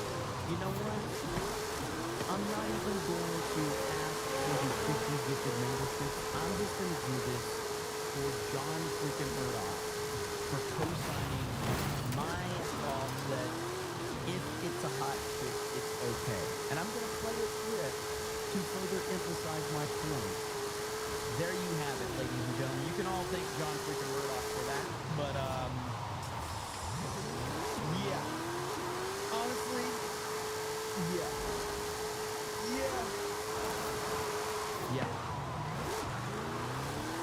You're welcome, chat from John Murdoch, right there. All right. Yes. I have lost all focus of the show now. Tay says, oh, hi, Makara, and happy Jessica. Jeremy's Translator says, can you sign my right cheek at me?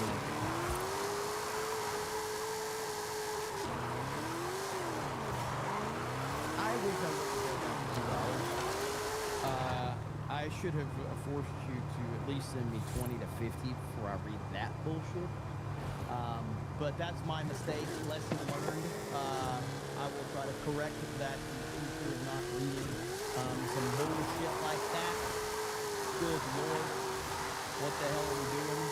Also, we did get this video of our boy, not my boy, but our boy, James Carville. That's right. And we have a reaction to it. John, for emergency. So now Tree Bear has been placed on APL's Disney.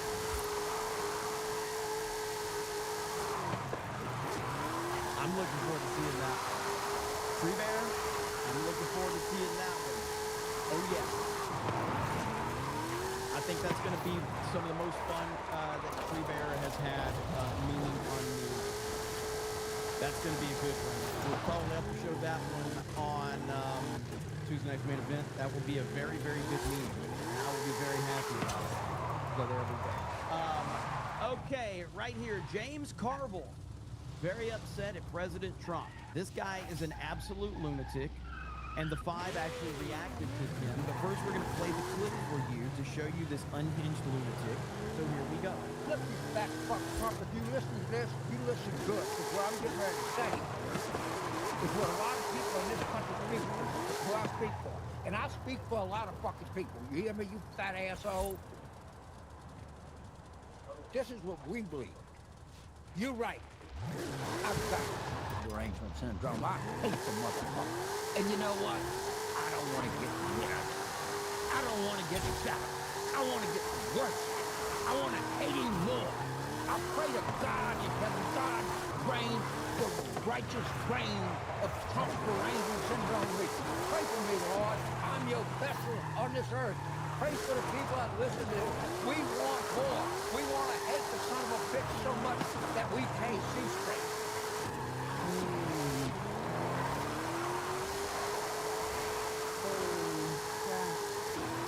So here we have a reaction from the Five roasting James Carville over viral clip. That is impressive TDS right there. That's impressive. The Caucasian in the coal mine, Carville doesn't want to be cured at TDS. Trump, if you listen to this, you listen good. You're right. I've got derangement syndrome. I hate the mother. And you know what? I don't want to get rid of it. I don't want to get better. I want to get worse. I want to hate him more. I pray to God in heaven, God. Is this me in 20 years fucking complaining about Disney, Star Wars, and Marvel? What? I hope I'm not on the internet in 20 years, because this is literally me. This be literally me. I have to be retired before this. Yeah, I have to be. Reign, the righteous reign of Trump derangement syndrome. Pray for me, Lord. I'm your vessel on this earth. We want more. We want to hate the son of a so much that we can't see straight. This does not make me miss day drinking. Meanwhile, Bruce Springsteen is getting slammed by fans over sky-high ticket prices for his anti-Trump democracy tour launch. Reportedly going to cost you $3,000 a ticket to see, is that Nick Rapito? Go back to that picture. Rapito. Is that Megan Rapinoe? Not that one. Is that Megan Rapinoe? Yep. How could she be on tour, Dana, and play soccer? I like her other picture. Look at that. Yeah, Megan Rapinoe. She is aged. And now our me. Yeah. Dude, it really does. It really does look like Megan Rapinoe right there. If you don't know who Megan Rapinoe is, hang on. Let me see if I can find a picture, unfortunately, of Megan Rapinoe. Let's see here. Megan Rapinoe.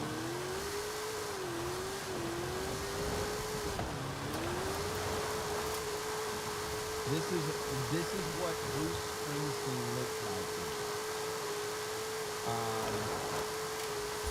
That's crazy. He really does. There's Megan Rapinoe right there. There it is. Yep. That's Bruce. That's Springsteen right there. That's the boss. There it is. So, either topic, why is Carville, there's something wrong with him? I think Carville used to be the kind of guy But when he was going to talk, he would tell everybody else in the room, shh, I want to hear this. Yeah, now it's the opposite. And now I just I'm like, I can't take it. Really though? I mean, I'm not saying she's wrong, but like, maybe I'm just kind of out of the loop on this. When has anyone ever cared what James Carville has ever had to say? I don't know. I mean, maybe I'm wrong. Maybe back in the day he was suspected, but I don't know. And he's made great contributions to the country and to the Democratic Party. But at this point, I think enough's enough. Yeah, he's turning into a Skeletor Harold. Do you think maybe if he converted to the Muslim religion, it would help him? One thing about James, he's probably not going to pass the heart attack if he gets everything off his chest. I mean, it's another example of it right here. I wouldn't quite express it that way. I go back to what I was saying in the last segment. I think too much up here to get into it. And there was a guy in my party in the 90s who ran for president who had this young man right here at the time explain to him and the country in a very short way of saying it. It's the economy speaking. We Democrats have to come up with. He had dined off that line. All you need is one line. All you need is one line. Not according to Dr. Biden. No. Can you imagine being in front of that? Like you're having it's like that's a lot of spin. Yeah, hopefully someone's got the COVID suit there. Kennedy, who recently interviewed our boy Gary, which is really cool. So I have not gotten a chance to watch all of it. I watched a little bit of it, but super cool. The full hazmat gear in order to help James. He doesn't have Trump derangement syndrome. He's got Tito's derangement. I think he borrowed some of Tim Walz's boy tampons and soaked them in vodka and put them somewhere to make them a little extra saucy before it was camera time. She did used to be on MTV. That's where I knew her from. She was part of MTV back in the day, which is crazy. And I don't even know how old Kennedy is, but it seems like she's been around forever.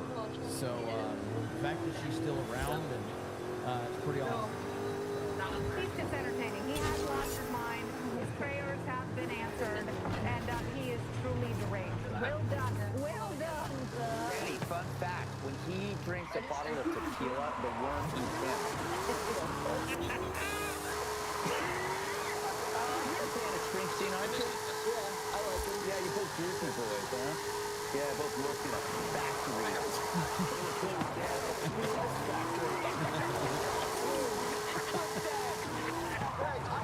Prices for your shows. It's like $4,000. You get a meet and greet with me for $3,000. I mean, people should pay less for me than you stink. This Horizon comes out. I had bronchitis. Thank you for caring. Okay, yeah, you took the week off during the war. Good job. I always think it's closer. And we covered this guy because he was praising people that said nice things about white people. Yeah. Remember? Go outside to the front porch and bring the key inside. Like, I'm just like paranoid about that key. Okay. Yeah, like, you know, you can wait like whatever, 10, 15, 20 minutes, but like don't forget. Like I'm paranoid. Like he's gonna fucking kill you. So. Okay. Or like shit on my pillow or something. So just Oh, there's a Lambo. It's orange. Oh. Can't really get a picture of it though. It's behind a Maserati or something. Aston Martin. Yeah. Why do you only make 2 cookies? Because I didn't have time to just like pop them all and like put them in anything. Like we don't have a whole lot of like containers and stuff. So I know I'm home for the day tomorrow. So lots of time to make it. Okay. Okay, don't forget the key. Yeah. Thanks, bud. Right.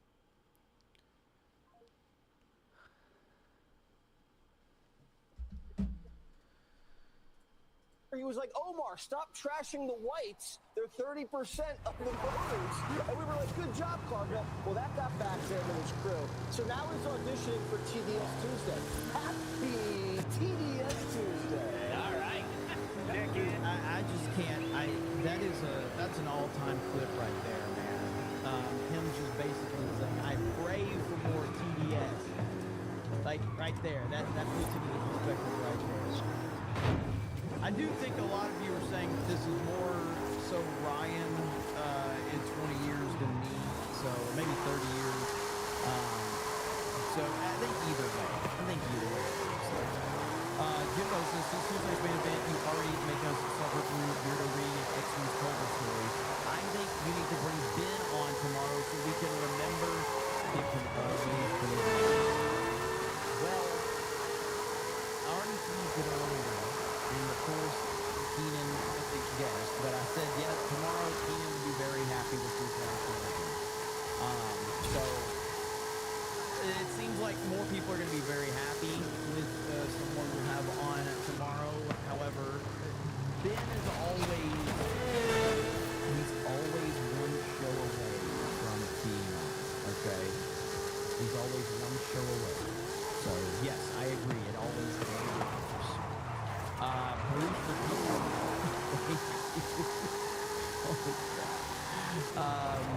let's see, is it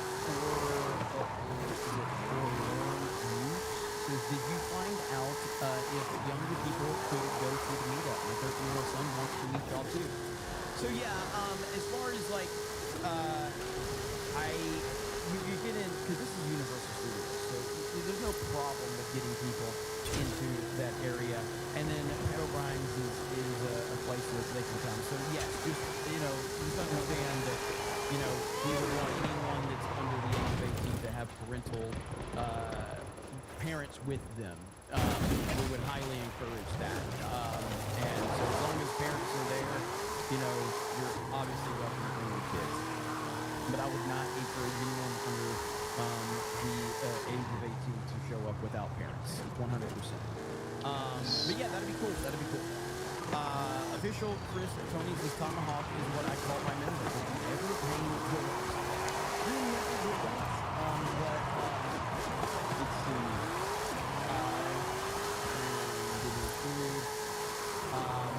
He's one of the more, he's one of those annoying contrarian types that has always disagreed with whatever you say. You're talking about ideology. Let's see. 8 o'clock says that you pray to God for you pray to the God of love to hate more. That is a Democrat right there. That is a Democrat. That is to a T. Garfield Bizarre Adventure says, all right, I just checked. Trump stated that Iran was 2 weeks away from a nuke before the initial strikes 6 months ago, not after. My mistake. Okay, no. All right, appreciate the update, man. Jimbo says that video is Ryan 20 years when Dave Filoni announces another Star Wars project. There's nothing I want more than to meme on all of the Filoni haters. But the truth is, they're right, Dave Filoni has shown to not be very good at Star Wars post George Lucas. So I wish I could, but I have no faith in Filoni either. I don't see how anybody can after watching what has been, after what Star Wars has become in the last, 5 years with him in that leadership position. You can't argue with just the truth. And he's been the creative lead. So, unfortunately, I think we're going to continue to get terrible Star Wars for the foreseeable future. That's just the reality of it. So, I think that Filoni was good when George Lucas was in charge, and Filoni was operating under George Lucas's vision. But as soon as George was not there, and he had his own creative vision, we see him for what he is now. DK Brown says, will Ryan even be alive in 20 or 30 years? I mean, he hopes not, but I hope so. I want Ryan to live a very, very, very long life and be a miserable old man. That would be what I hope. Maybe it'll happen, maybe not, but that's what I hope. Ryan will live forever, says laughing. That's what we do. Because it's just the funniest thing. Jeremy crying over George Lucas's vision. No, craziness. George Lucas is the only reason we have Star Wars. Right here, apparently Stephen A. Smith has announced that he won't run for president in 2028. If I have to give up my money, it's not happening. I don't believe you, Stephen A. I don't believe you. I believe that Stephen A. is still working the angle. I believe that Stephen A. says something like this so that he can circle back and say, you know what, I love this country so much that I'm willing to lose money. I'm willing to put it all on the line. That's what I believe his angle is. I absolutely believe this is still part of his angle to virtue signal so that people will go, wow, you're going to give up all of your money to run for president because you love this country. So, I'm not convinced. We'll see, though. We'll see. And no one will vote for him.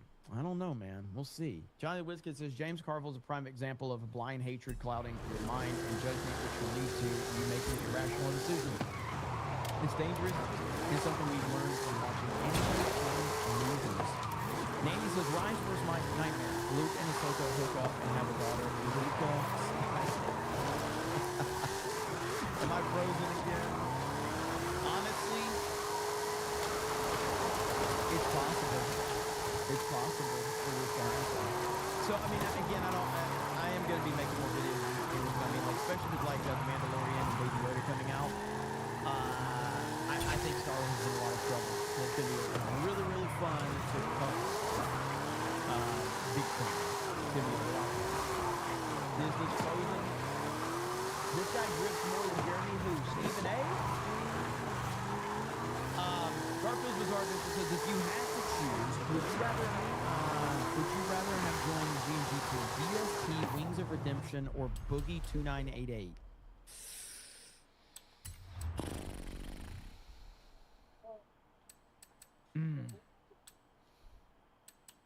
I mean, I kind of want to say DSP because I think that DSP is more entertaining for the wrong reasons. I would say DSP. Boogie is just... I used to watch Boogie 2988. I really did. I used to watch him before he became the lolcow he is now. Long time ago. Like, I'm talking... Must have been over 10 years ago when I watched Boogie, back when he was doing trance and stuff, and he started doing like serious videos as Boogie. And it's hard to believe where he's ended up.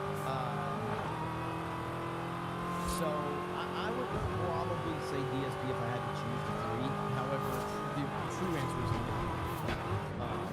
So YouTube pushed Boogie hard. And back in the day, they did. They absolutely did. They elevated him big time.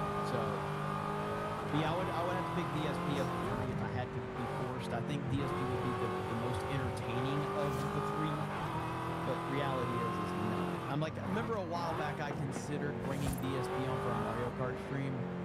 I quickly thought more of that. I'm like, nope. Let's not do that. That's probably not a good decision. That would have been a disaster. Did you say something? So glad I did not. Glad I did not. It's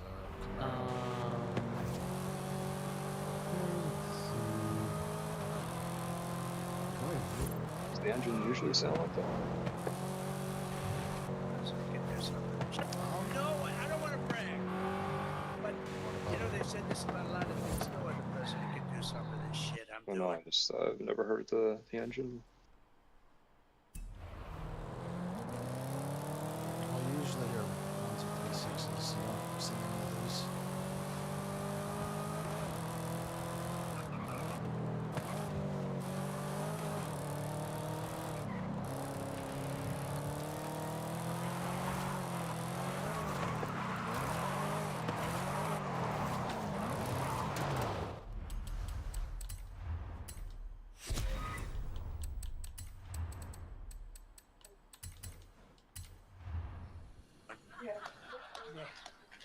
No other president.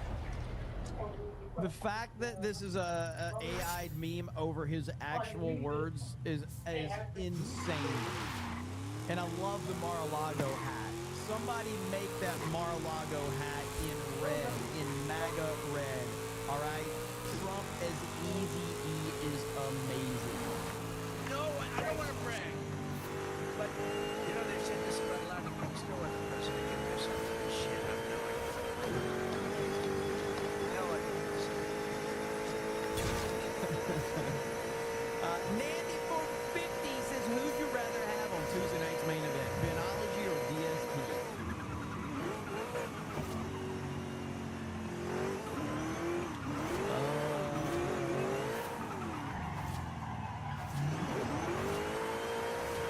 DSP would bring more viewers. DSP would bring more viewers. And I would get more super chats out of DSP. So the better business decision is DSP. Zero says I'm calling Tommy. Mudkip says do a Culver's pork chop sandwich review truck video. Well, you know, and again, this is gonna be part of main event. But you know, Blaine kind of started that. Kind of started that one already. So that's where we are now. So right here. All right. So here's Blaine. Yeah, I have a question. There's an item that I've heard y'all have, but I don't see it on the menu. Do y'all have a pork chop sandwich? You have 4 points? Yeah, can I get a pork chop sandwich? Got you. And then what would you like on the What normally is on? plain, and get whatever you'd like. All right, can I just get like lettuce and barbecue sauce? I can do barbecue sauce on the sandwich, but I can't do it on the side. Is that okay? Perfect, that's fine. Chelsea says it is real. Pork chop sandwich. Did he say Israel? Did he say Israel? Like Israel? Is that what he said? Perfect, that's fine.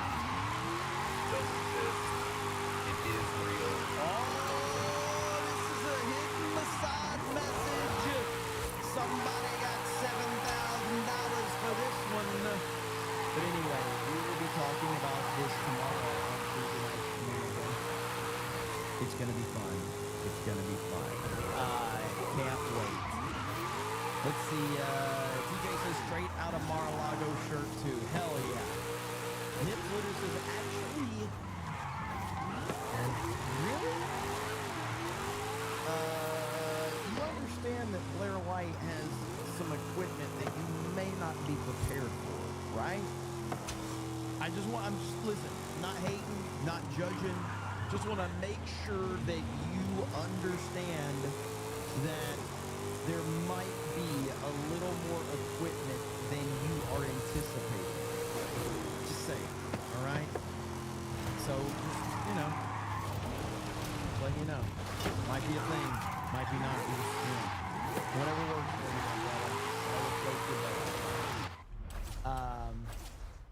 Turn around. You might want to tell Blair White to turn around. That's about it. So, what is this? Hold up. What is this? I don't want to brag, but nobody can do some of the shit I'm doing. I mean, shit, I got the one dude like Bam Bam, then I get Iran like clack, clack, clack. Who can fuck with me? Who? I got these liberals and far right hate idiots talking this and talking that, crying like babies. Man, fuck them.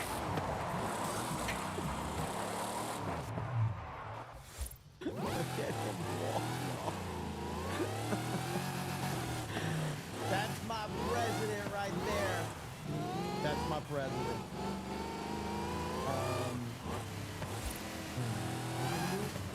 Hang on.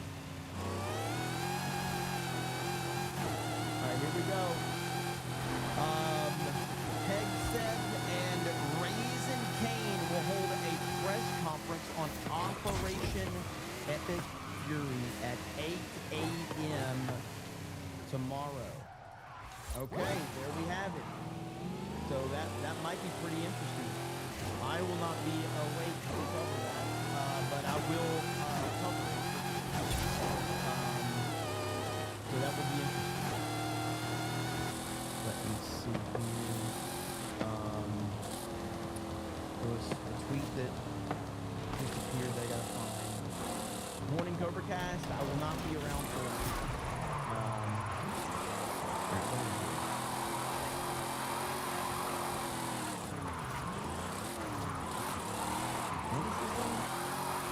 While Senate Majority Leader John Thune thinks President Trump is a paid influence. I asked Thune if he feels pressure to pass the Save America Act mounting. Quote, a lot of that is, it's in that kind of, you know, paid influencer ecosystem, he said. Adds there's support among GOP senators, but the process is how do you ultimately try and get a result is still unclear to me. So it's the paid influencers. So Trump is a paid influencer, according to Senate Majority Leader John Thune. What a fucking disaster. Why not say, yes, that's our goal, and we're going to get it done because the President of the United States has made it a top priority? That's what you should be saying. But no. Instead, you're going to say some ridiculous bullshit like that. Absolutely stupid. Dregnot Live says, is it me or is Carville Hank Hill's dad? Yeah, I could see it. John Jones says, Lizzo or it's ma'am. Why are y'all doing this to me? Like, I mean, obviously one of them has equipment and the other doesn't, but that still doesn't mean I'm gonna pick.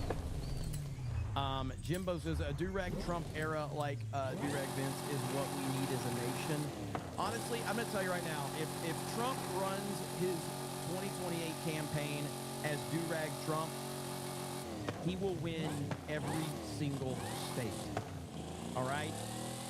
He will win every state if he does do-rag Trump. Do-rag Trump will dominate like we have never seen ever. It will dominate everything.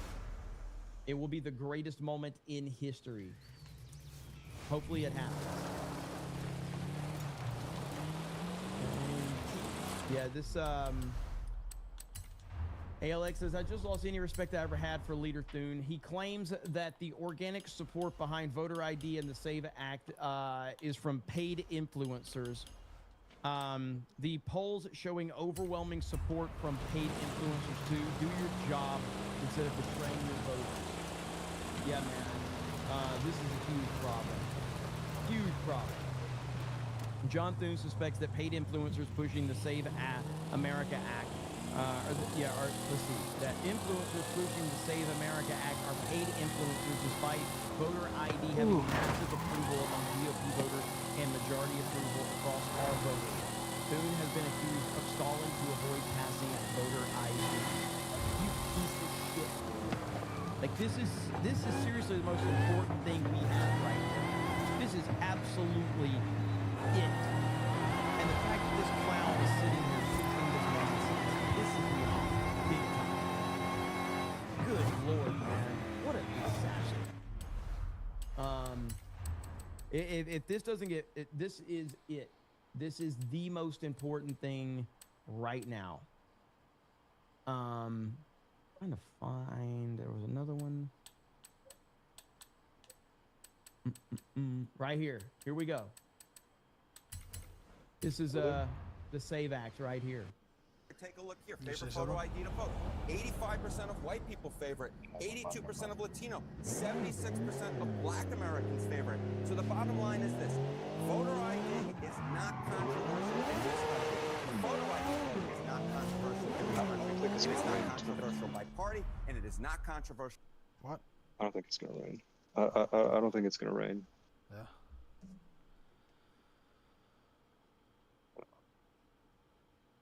If it is, it said like 15% precipitation or whatever, 15% chance. I don't think it's going to be a lot. It went from raining in the morning and night to just night. So by race, the vast majority of Americans agree with Nicki Minaj that in fact we should have a voter ID to be able to fight system. This is not controversial at all. This is not. This is the most, this is the most popular issue you find. This unifies everybody except for extreme leftists and extreme Democrats. is absolutely crazy. And yeah, I mean, even Caroline Levet is tweeting this stuff out right here. There you go. The racial breakdown in this, right? I think a lot of people make the argument that people of color, non-white Americans have a right to securing a photo ID to vote. But even here, take a look here. Favorite photo ID to vote. 85% of white people favor it. 82% of Latino. 76% of Black Americans favor it. So the bottom line is this. So it's the same. It's the same clip. Not controversial in this country. A photo ID to vote is not.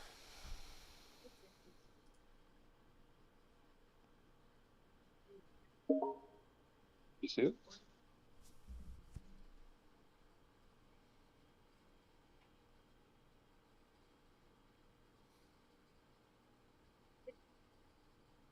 Nice dog.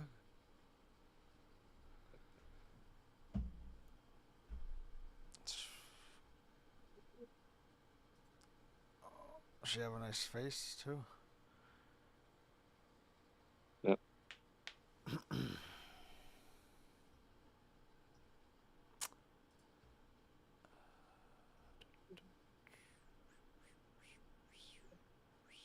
Or anything like that.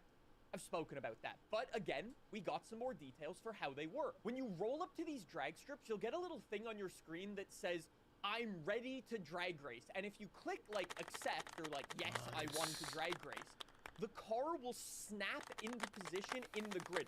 Essentially, it'll like stage your car for you. So you don't have to do like I went too far, going back.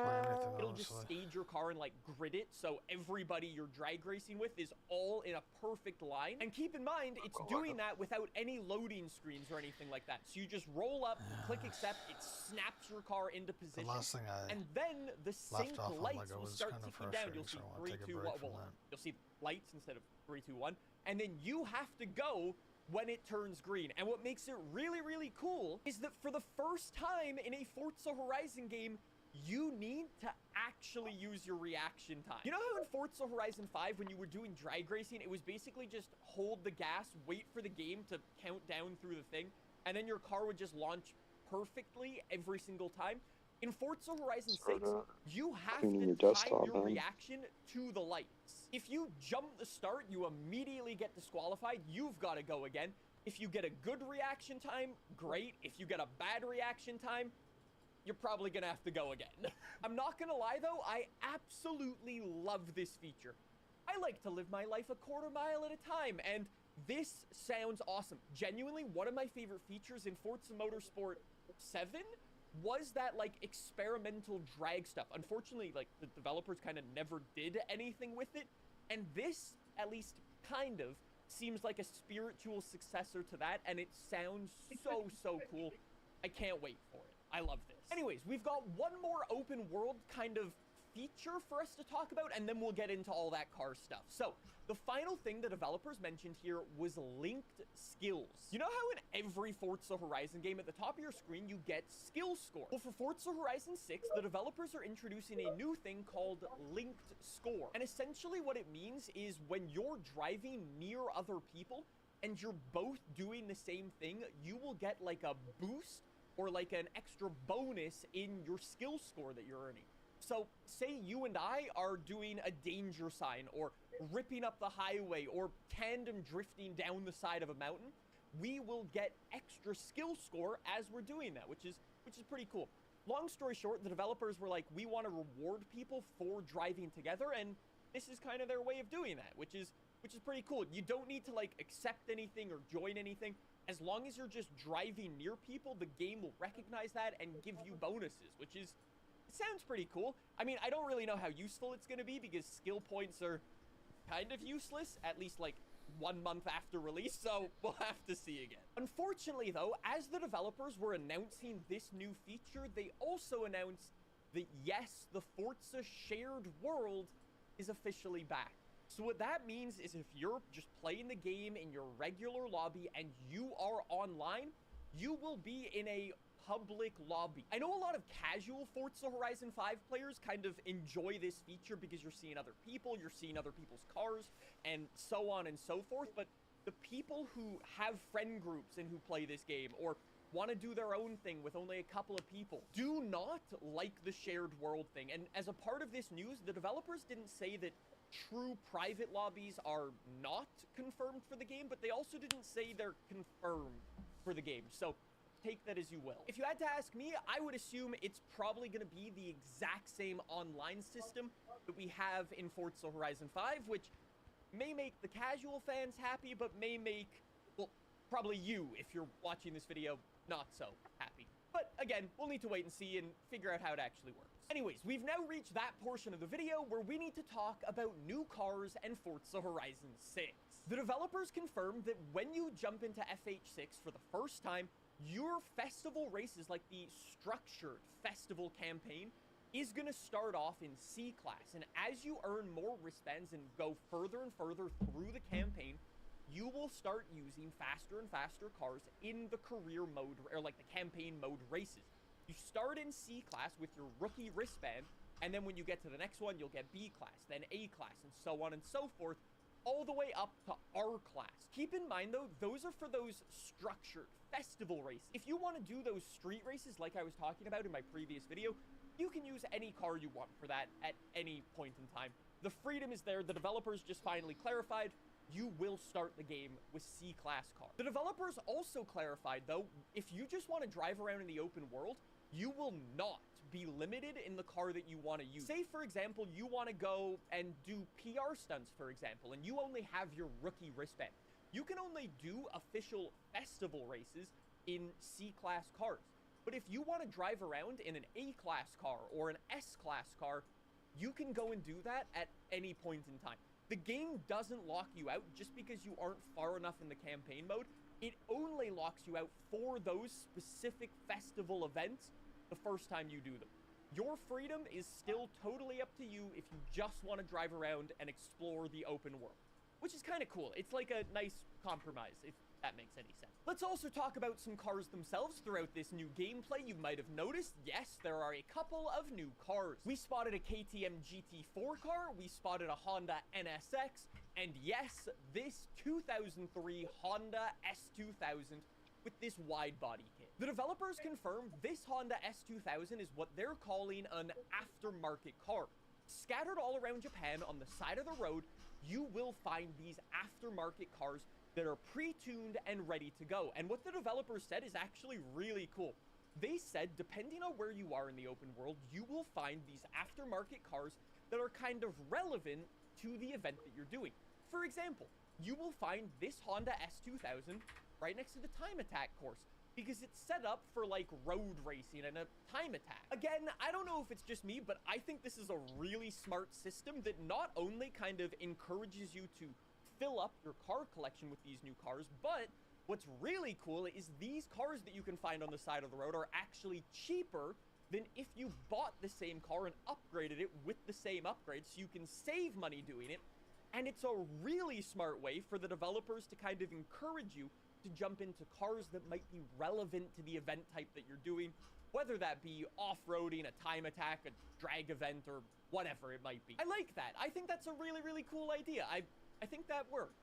That, though, is all the new news we've got for Forza Horizon 6 this week. Next week is that big customization deep dive, so subscribe for that. It's gonna be a very cool one. I'll see you then. Thanks for watching.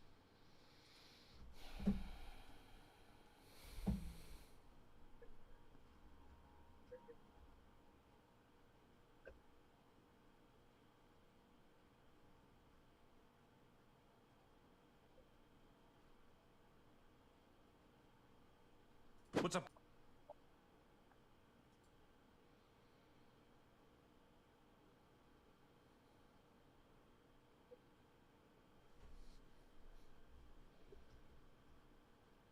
Guys, did war just change for relation as to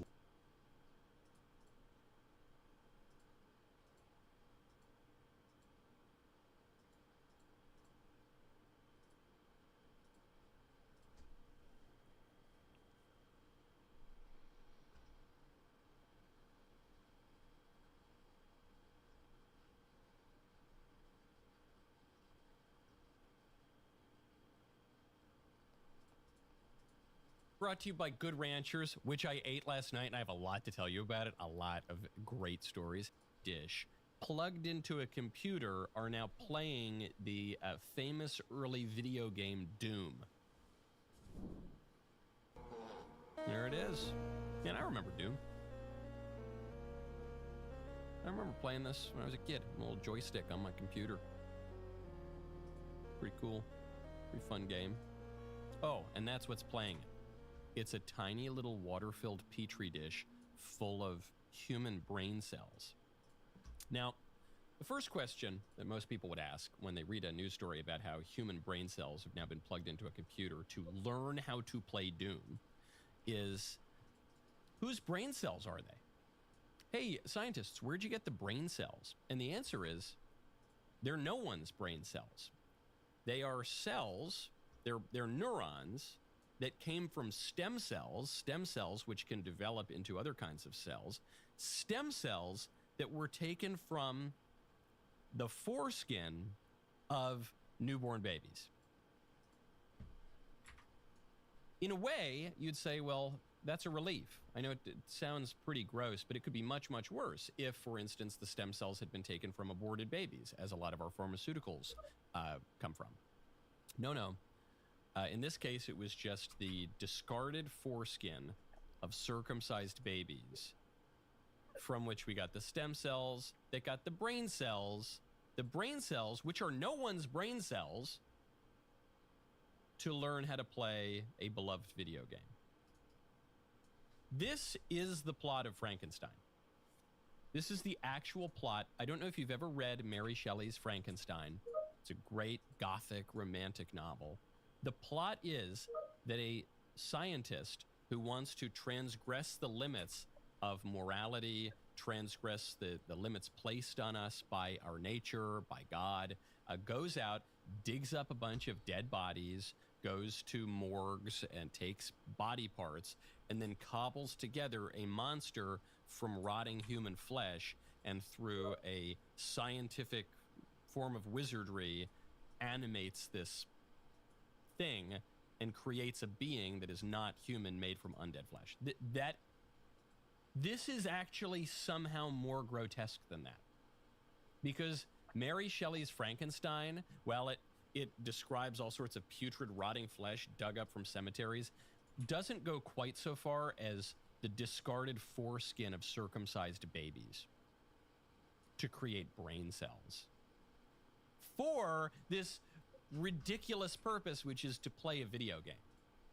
At least Frankenstein, he is playing God. He is creating this human being. This is a tale of a new Prometheus.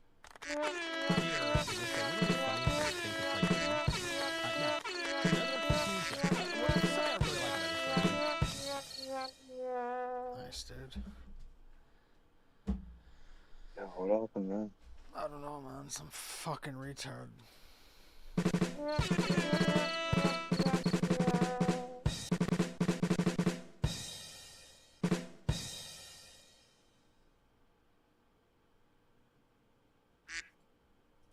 Well, Mitch is kind of retarded too. So, try California gas, $5.59 a gallon. I mean, I have to use premium my truck. So I was like, I think I paid over $4 the other day. So fucking crazy. Also right here, Charles Payne drops the truth on oil spikes. We don't have an oil problem. And I think that, Secretary Wright was trying to explain that. This is all speculation. This is all, you can almost argue, manipulation. This is what they call geopolitical risk. There's no formula for it. It could be an extra $10, it could be an extra $20, it could be an extra $30. So when you have a move like that, that's not based on fundamentals per se, it could be parabolic, which it is, through the roof. But when parabolic moves like... Am I actually live? No, I'm not. This is AI. My AI is trained to respond to live questions. Now, I do have it programmed to... So with the AI, it's so advanced that I have it programmed to respond to regular comments, just because what our research has told us is that if you respond to a regular comment occasionally, that will encourage more people to super chat because they're like, oh, this guy listens to regular chat as well. And so through our research, that has shown us that that will encourage more people to super chat because they're really thankful for that. But yeah, I do have the AI trained to respond to questions like that so that I can make a point to let you know that I am AI and that I can only respond to certain things. So just, anyway, thank you. That die down, they usually come down just as fast. So I guess my big question is short because, a lot of people predicted that the tariffs would hurt the economy. Right. You were one of the ones that said, actually, this is going to be good for America. Looking at the war where we're at right now, was this the right call from the president, or do you think there's going to be some risk going in the midterms? Well, there's always political risk, which is why things like this never get done, right? You have people who want to win elections instead of keeping America safe. This is 1,000% the right move with respect to where Iran was, to the threat to the rest of the world, and to the timing of it. I don't think a lot of folks understand how interconnected our world is. The Greenland move, Panama, Venezuela, all of these things are incredibly important. Greenland? Did you say Greenland? If we don't take Greenland, Russia or China will, and I'm not letting that happen. If we don't take Greenland, Russia or China will take Greenland, and I am not. We'll super chat you more. Probably.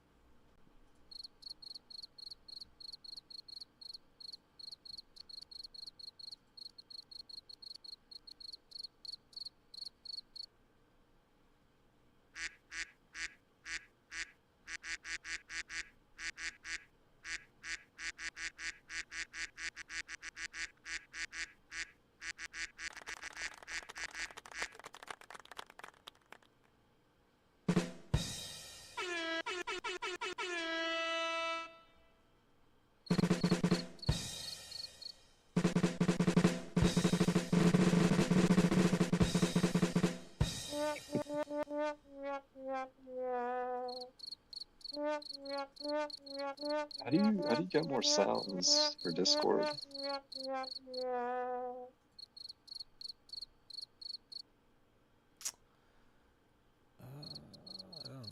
have no clue. You probably have to pay. It's unfortunate.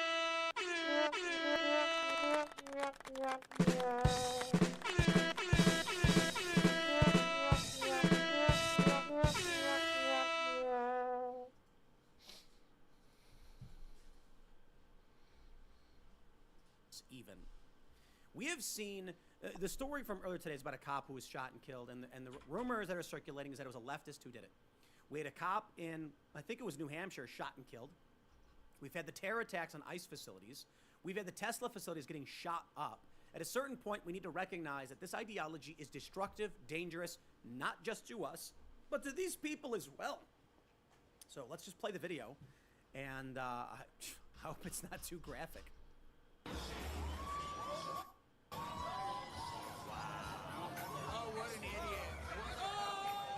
He's all right. He's not that bad. Oh, he's totally fine. He's not on fire. Don't worry. Don't worry. Not graphic. Not graphic.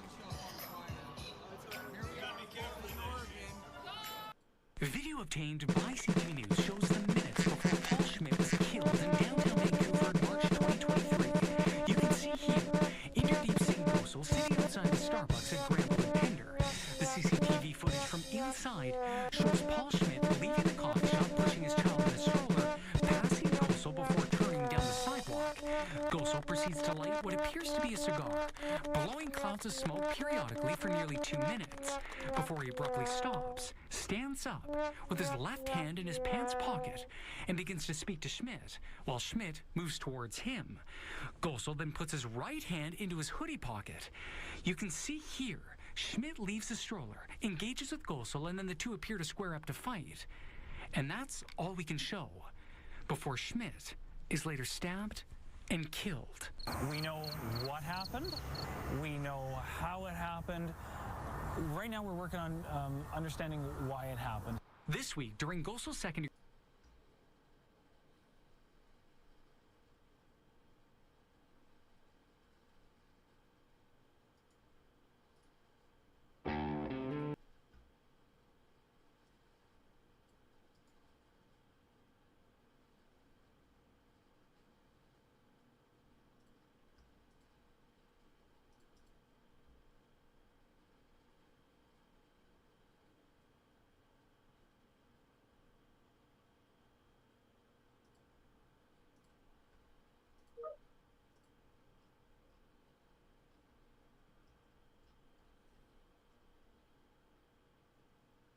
As he approached, the man in the vehicle opened fire on this trooper, killing him. The man in the vehicle then exited it, walked forward, and took his own life. It's a tragedy. We don't know the motivations. However, based on what people on the internet are saying, and we all know they're always correct, it appears this was a leftist-motivated, ACAB, Antifa-type individual. Now, I don't have direct confirmation on the background of the individual in question who killed this officer and then killed himself, other than what we are seeing circulating through social media. Individuals that are claiming they are from this town and knew this guy are posting, this is the guy who did it. But I want to make sure this is very clear for all of you. The story that we know of right now, confirmed by the press, is that a state trooper was shot and killed by a man by the name of Jesse Elks, who then took his own life. When you search the area, you find there is a lefty individual by this name, identified by another individual online as being a guy that from his area, and this is him. Additionally, I checked the profile of the person in question, and it does appear that there are well wishes from individuals who knew this man, and it appears that he is dead. So I will say this, because I want to be very careful here. The worst thing imaginable would be if the wrong guy was accused of killing a cop and ending his own life. So that being said, the reporting I bring to you today is principally about this rumor circulation, the 1 million views already on this tweet and this story about the individual pictured. I do not have any additional confirmation, nor have I made any phone calls, other than I checked the Facebook profile. There are people saying the last thing his family needs is this at this time. There are people posting that they're heartbroken now that he's lost his life. So I would say there is reason this rumor exists, and we await official confirmation from the police. So let me tell you what the story is. Again, I'm being very careful, and I'll tell you why. Guys, it's not to protect Antifa or far lefties or whatever. It's to point out I do not want to be party to wrongly identifying somebody, okay? If this guy's sitting there fishing with his beautiful family and his kids and all that stuff, the last thing we need to do is accuse him of something he didn't do. But this is the accusation now. And again, based on the evidence, it appears this profile, which has all the information on it, this man did take his, is no longer living. But let me show you the tweet in question, tell you the story, what's going on, and then generally talk to you about the issues that we're facing with this violence. And Wokeness says, say his name, Corporal Tim O'Connor. He was killed in Pennsylvania last night by a far-left, anti-cop, Antifa militant, Jesse Elks. The media is covering this up. Well, in fact, we do have reporting on this one. And the question then is, honestly, if it's true that this guy who has made all these posts like ACAB means all cops are bastards, if this is the guy who did it, it seems like we have motivation here. He hated police. He hated them. Now the question is, if it is this guy, and again, there is a preponderance of evidence here, why isn't the media pointing out that upon inspecting this guy's profile, they have found this information? I'm going to be honest and fair. You see how delicately I'm approaching this? Because perhaps the real issue is they don't want to falsely accuse a guy who is actually innocent. ABC 27 says Pennsylvania State Police released new details on fallen trooper and the ID of the dead gunman. Pennsylvania State Police are honoring the trooper who was killed in the line of duty Sunday during a traffic stop. Corporal Timothy O'Connor Jr., enlisted in the Pennsylvania State Police in September 2010, is a member of the 131st Cadet Class and was assigned to Troop J Avondale after graduation.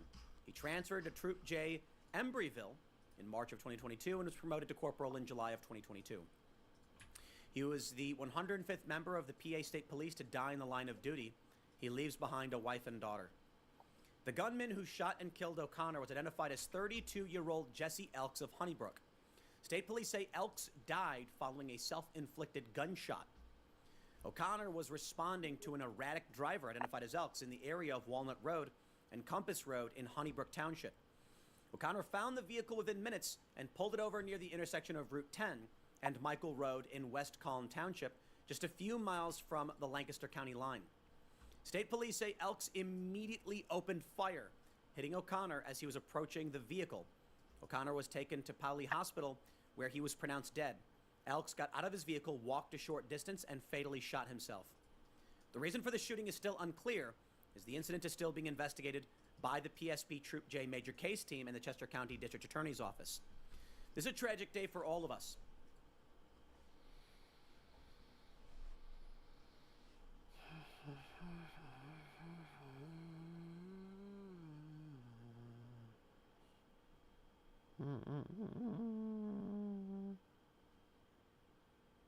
Can you?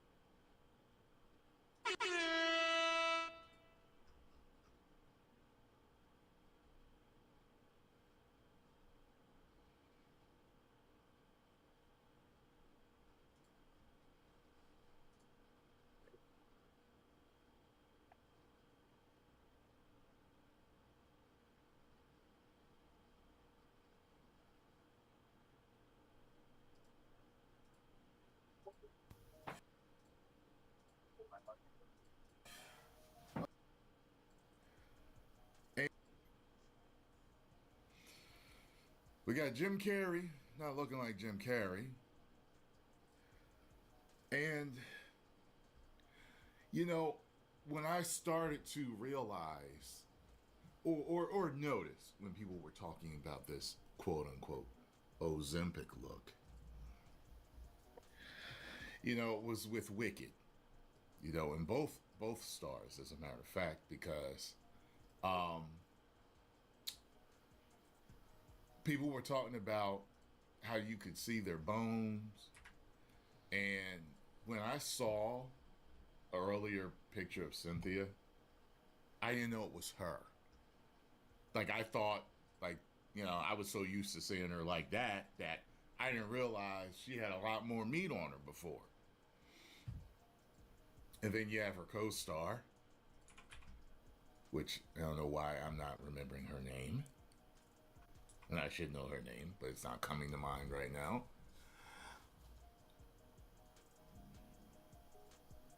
And then we had, is it Kelly Osbourne? Ozzy Osbourne's daughter. Now, she's had two before and afters. The one where she got more weight on her and then she slimmed down and she actually looked pretty good. Now we've got another before and after. And I'm like, that's another one. I didn't know who she was. What do you mean it's Kelly Osbourne? No, it's not. So I know a lot of fans are worried about her. I don't know what's going on. And now, you know, you got Margot Robbie. And that's looking like the Ozempic look. Now, I know there's other stars right now that are actually doing this stuff too. There's other people that have been talked about that are doing this stuff. I don't know what they're doing, but it's wild. Jenna Ortega, right? Like, I was like, whoa, what is... I don't know why they think that this whole either Ozempic look or buccal fat removal thing is a good thing, but every time I see this happen to a celebrity, it seems as if the majority of the fandom that they have is like worried about them. They're like, what's going on? What's wrong? Are they sick? Are they on an Ozempic? What is going on?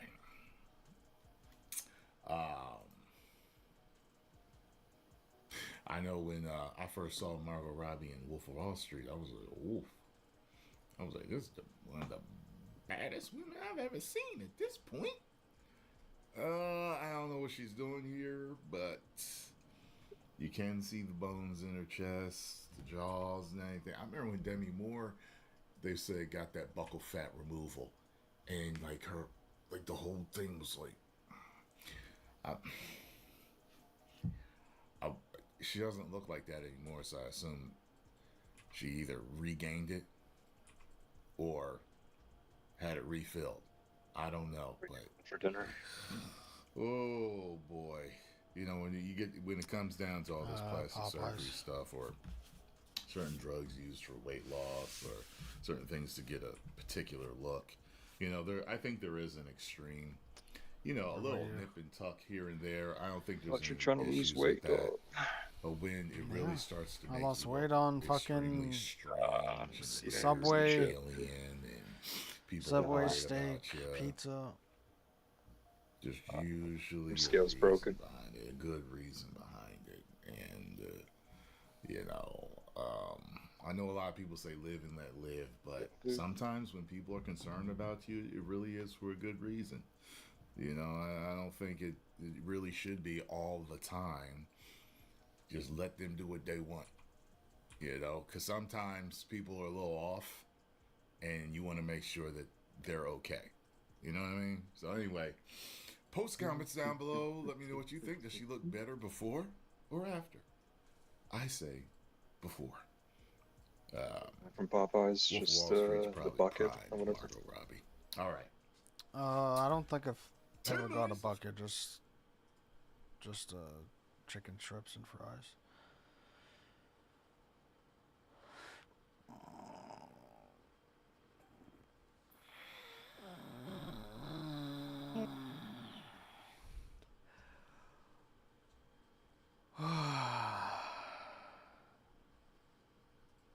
So you're gonna drive to meet the guy, or are you getting someone else to drive you? My mom.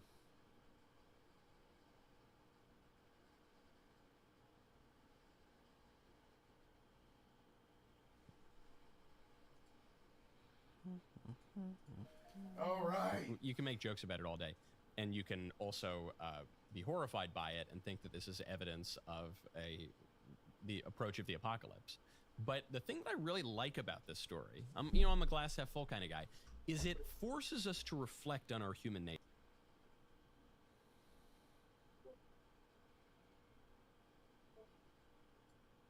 James Tallarico, the gift that keeps on giving. I violate my own rule every day. I said it a few days ago. I said, save some clips of this guy until closer to the election. But I can't. I'm just as tempted as all of you are. I can't resist. Here's a clip that's just come back around from a Super Bloom podcast on YouTube, in which James Tallarico is asked what he most loves. And his answer is very, very creepy. Something that you love that's not family or friends. I love, and I'm just saying this because it's on my mind, the trans children who showed up yesterday at the state capitol to advocate for their humanity. They shouldn't have to, but it was an inspiration to watch.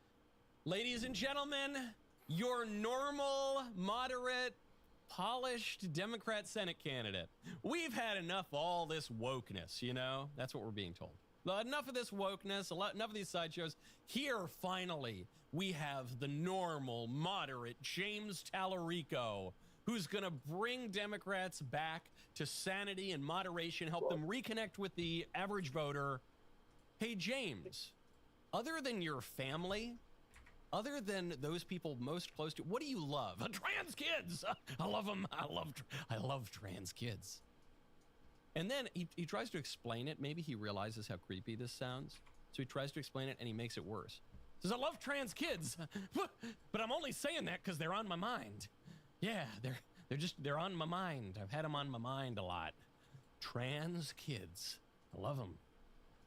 Other than, I don't know, my mom and my dad, the thing I love most in this world is children with sexual confusion.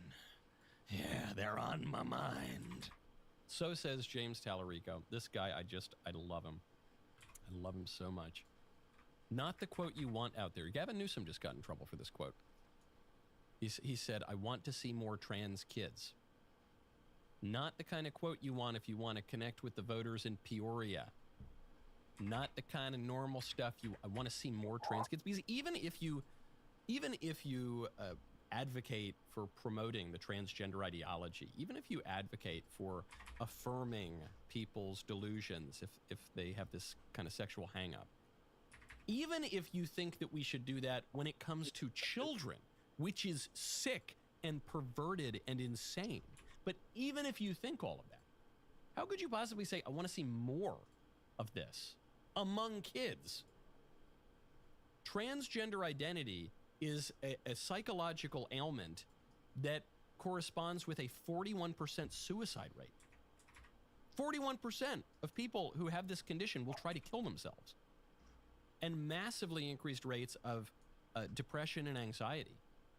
All sorts of problems, to say nothing of the sterility and the bone problems and the early death that go along with the gender-affirming treatment. And you come out and you say, I want to see more of this, even if you think we should encourage this or tolerate this, or we should affirm these, even if you, which is wrong, but even if you think that, to go out and say I want to see more of it is so sick and revolting that it takes you off the table as the moderate, as the Democrat reset. Newsom fell into that trap. Tallarico falls into that trap too.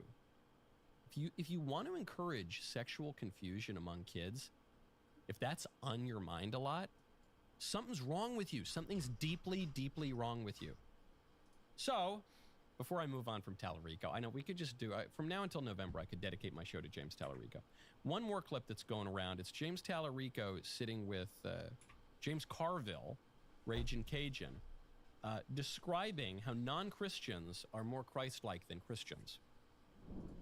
I have met so many Hindus, Buddhists, Sikh, Jews, Muslims, atheists, agnostics, who are more Christ-like than some of the Christians I serve with in the Texas legislature. It is about how you treat other people. Matthew 25 is people who haven't read their Bible in a while. You're not thinking of Ken Paxton. He's Attorney General. Yeah, well, he follows the 10 commandments rather than the 10 commandments. But Matthew 25 tells us exactly how we're going to be judged and how we're going to be saved. By feeding the hungry, by healing the sick, by welcoming the stranger, which is more timely now than it's ever been before. There's nothing in Matthew 25 about reading your Bible. There's nothing about going to church. There's nothing about being a good Christian. It is all about how you treat other people. And so I've met a lot of people from different faith traditions, people who aren't religious at all, who embody that teaching better than some of the really loud Christians that we have in public office. Okay, I don't even really want to get into all of the many errors that this guy is making. The one right off the top that comes to mind says, there's nothing in the Gospel of Matthew that says you need to read your Bible. Of course, the events that are chronicled in the Gospel according to St. Matthew necessarily occur before the Gospel is written down, and therefore necessarily occur before the Bible can be compiled into a canon. Obviously, it doesn't, that's such a minor point. This guy's job is to make non-Christians feel good about despair. Okay, I'll be back. I have to go take a picture of something to possibly sell it.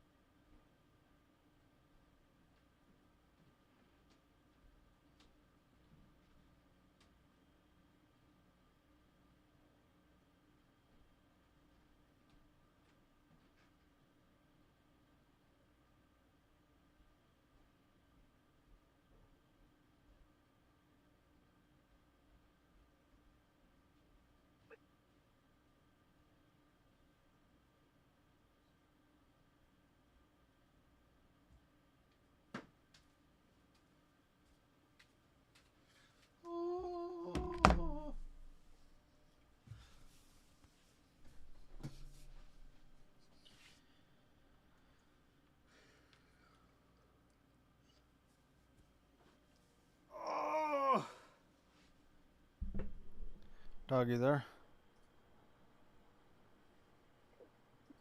Oh.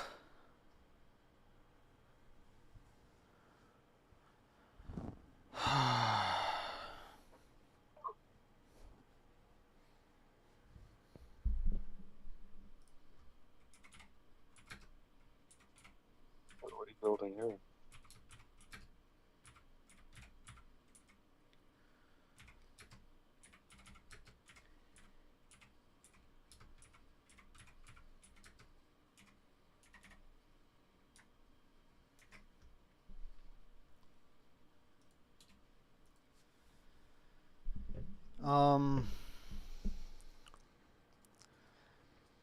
So I was gonna build one that's basically, it's really similar to the Mold King one I'm building. It was just gonna be slightly different in like 2 or 3 ways. So I'm just gonna build the same. Basically, I'm gonna build the same thing that I'm building in real life on here, and then change a couple things to make it look different. Cause I'm building the original Superstar Destroyer concept.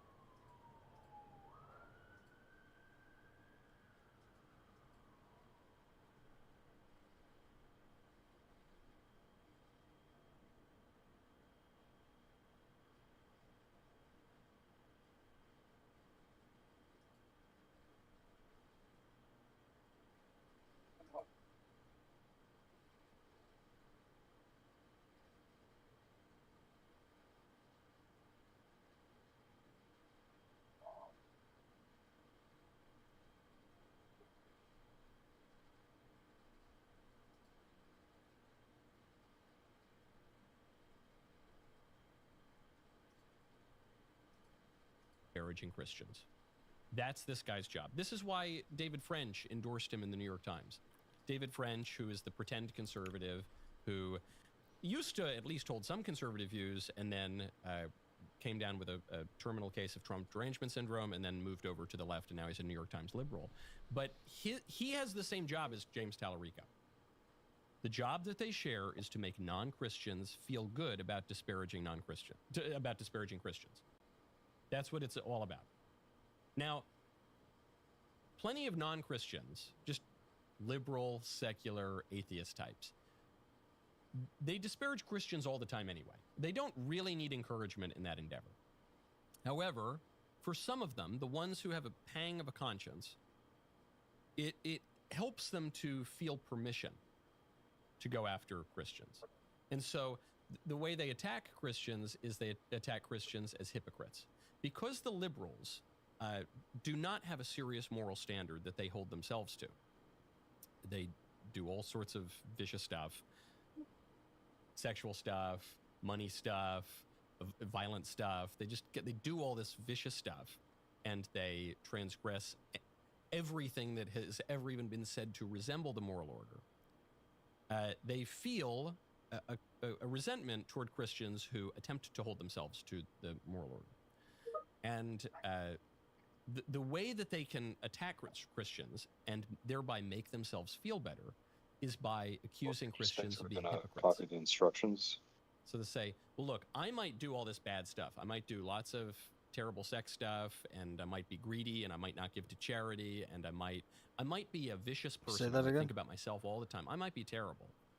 But at least You I guys don't gonna use pretend the otherwise. instructions that came with the mold But you king Christians, to do this? you have Yeah, a because moral it's standard, literally and this. sometimes you Like fall what I short was of that, planning on doing which is the of course, same sort of. It's an the same look on integral the part outside, of except Christianity there's no is the bridge, recognition that this is a fallen and the world, back, and no the man saves back himself, arrow and we're in part need of a is savior. wider. We're in That's need of literally God's the grace. only That is built into Christianity. So it's- The libs either and it don't might know be that or slightly don't shorter, care to but- admit that. Maybe they're just being obtuse. Regardless, that's the attack.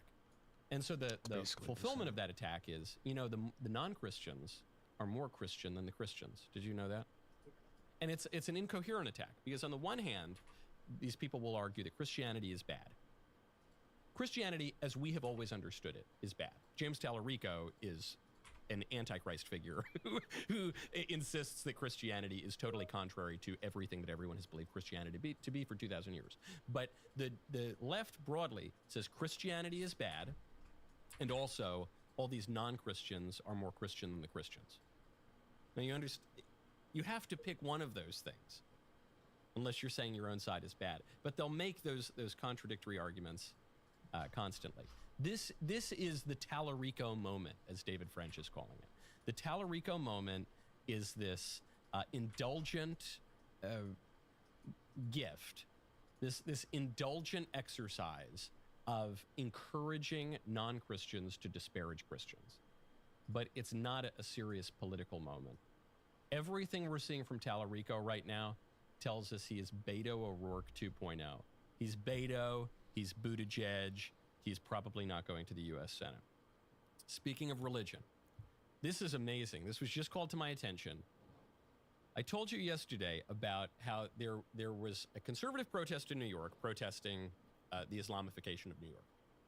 Then a bunch of libs showed up and made a big to-do about it and started screeching at the conservatives. And as the libs were yelling that everyone belongs in New York and, we need mass migration and more Muslims, as one lib in particular is screeching about this into a bullhorn, a Muslim comes up, screams Allahu Akbar, and throws a bomb, an IED, an improvised explosive device. So we saw that story yesterday. I talked about it on the show yesterday. Turns out the ringleader of the libs, You can play that on guitar. who was speaking. What? The link I sent. You think you could play that on guitar?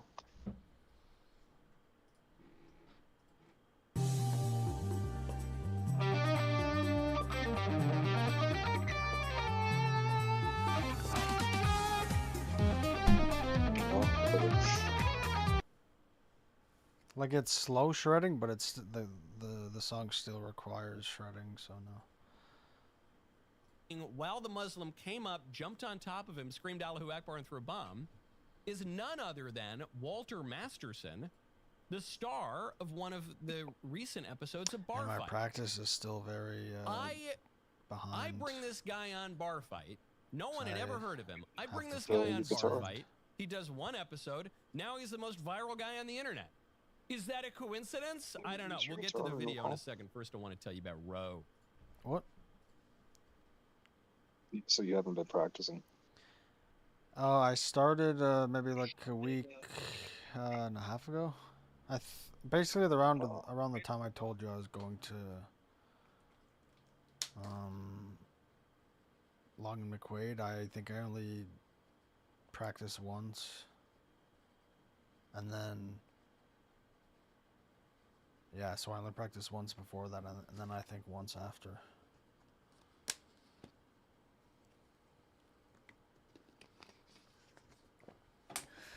Because I can't sit and do it. And if you stand, it's harder to see the strings. Because you have to like tilt the guitar while it's, while all of its weight is like you're holding its entire weight instead of it just being on your knee. It's you're holding all of the weight with the strap, so it's weird to like push it sideways or like bottom, like twist it a little bit. Way you could play it like on recline. I tried that, and that's by far the worst. Like I tried with the bench, and it's even worse than standing. Like in terms of like playing kind of thing. It's way harder. And it actually requires more, like you have to be better at it, because it's harder. It's even harder to then see the strings, because obviously, like, you have to tilt your head down, right?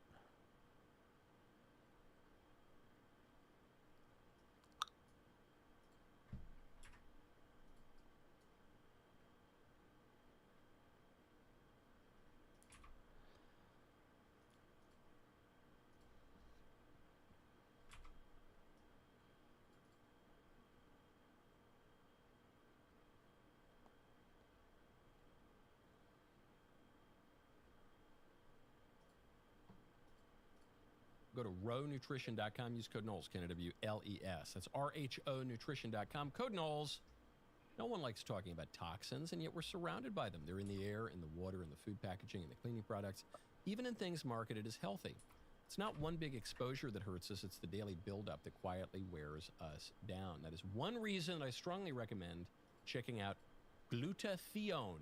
Specifically, glutathione. I pronounce it the Italian way, glutathione, but you can pronounce it however you want. It's your body's master antioxidant, critical for detox and liver function. One problem is that stress, poor diet, lack of sleep, modern life, in other words, burns through it fast. Most supplements do not absorb well.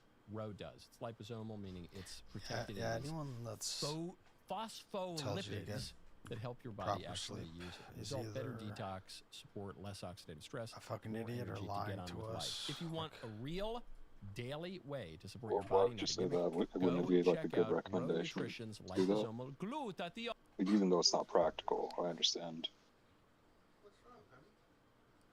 Like, even telling someone that, I feel like it's not even possible. Like, I feel like telling someone to do something that they have to hope their body does for them. That's just retarded.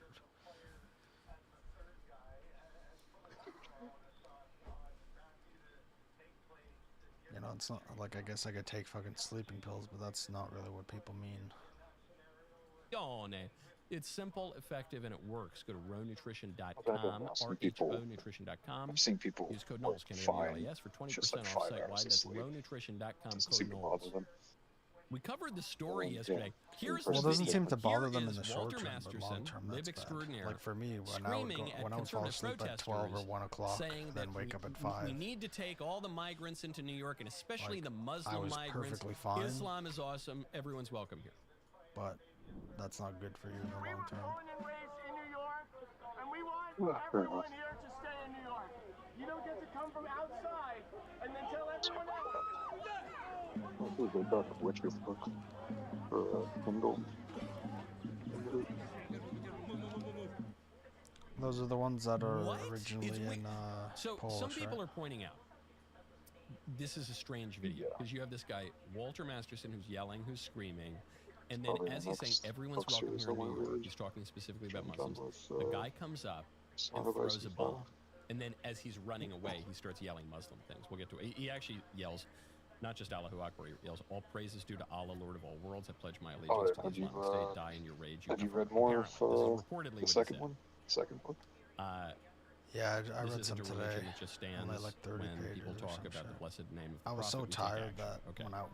while I was reading, Is I reportedly what he says is he's couldn't running really keep away. my eyes open. But what's so. weird is when he gets up there, he jumps on the guy and throws the explosive. Where are you at Masterson right now in the barely story? reacts, and some people are suggesting that Masterson's not reacting Daenerys, means that he was in on it, or and this was a them are big in prank. or something. Karth, And I'm not sure or that that's the like case. And I can say the that only city because where I all was the on magic stage stuff with is. Walter, and he's just kind of that guy. He doesn't really Tyrion? react so much Oh, when you speak to him.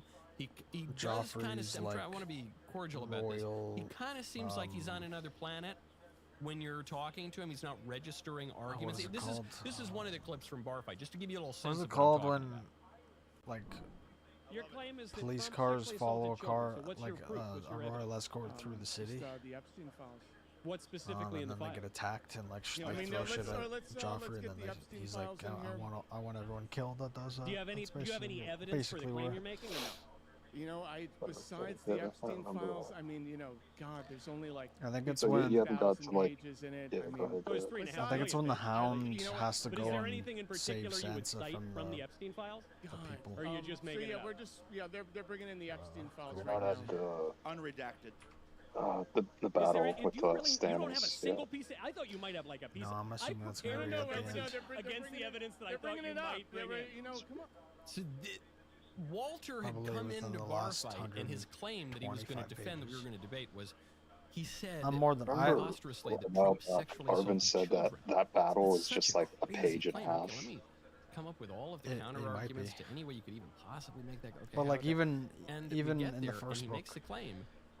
like and after big things He happen, didn't even have a false argument to make to defend the claim. He didn't have it. Certainly didn't like, have a it's not true necessarily argument, but like he didn't even have a false argument. He didn't. crazy He amount just of said it and then kind of stared vacantly detail into or outer anything. space. So anyway, that's why I think like in a way, that it's almost like how it happens in the show. Like when Arya had to be walked away after he got his head cut off.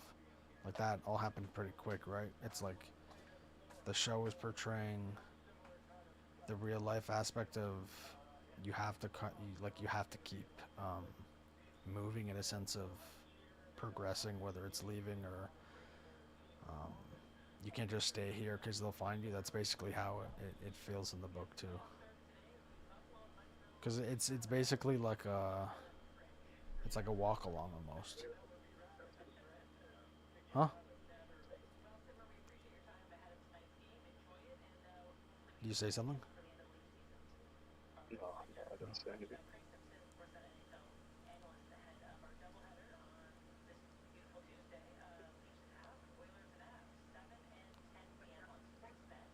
Sansa's chapter right now.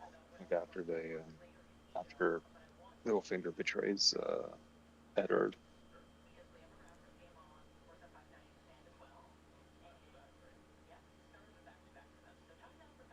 I just edited it, dude. Like I never look forward to a Sansa chapter for whatever reason. Like give me Arya instead. You know, I'd rather read Arya's chapters than Sansa's. Yeah, Arya in the second book starts slow, but get really good once the road to Harrenhal starts. It's pretty nice.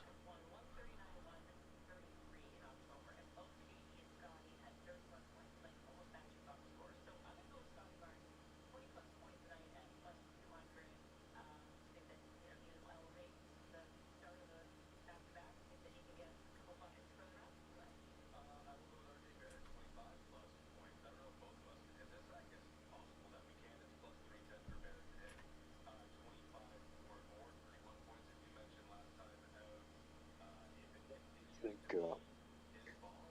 Braun or the Hound would win in a fight.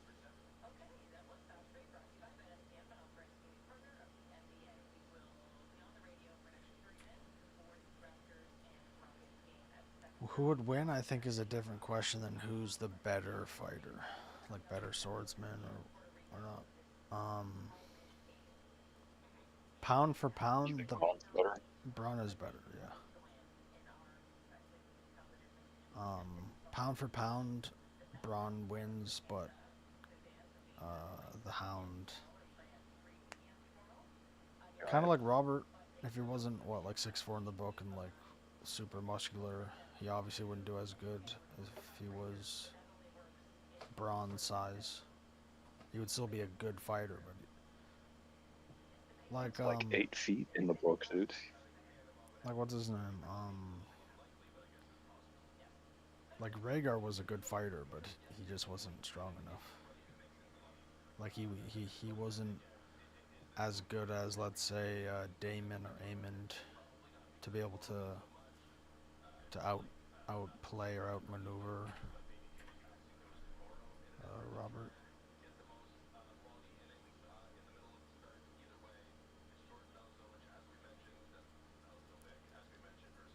But it's like I'm sure even pound for pound, I'm sure the Hound is better than his brother. Probably. So that's the same sort of thing.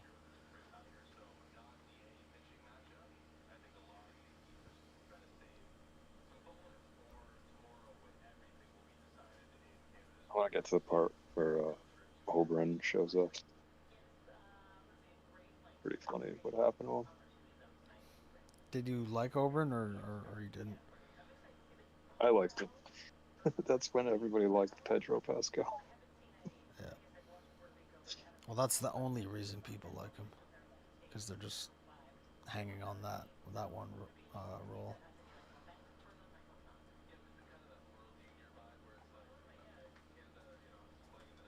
Oh.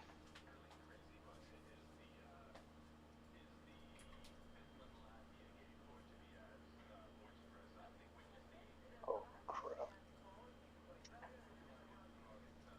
Has Shay come into the book yet? Yeah, she basically comes in basically the beginning of the second book. She came in like at the battle, right? Yeah, like, the battle, one of the battles against Rob after with the I guess the wildlings below the wall. Yeah. Which, just like that, I would say. That happens in the second book? Yeah, that happens in season 2. As far as I remember, yeah. Because I remember, like, they get ambushed by them, like, somewhere in, like, the middle of first book, right? I didn't realize it takes, like, till, like, the second book for them to actually commence the battle. Well, they get captured by the wildlings, not, and then Tyrion brings them back to the camp where they give them the weapons, right?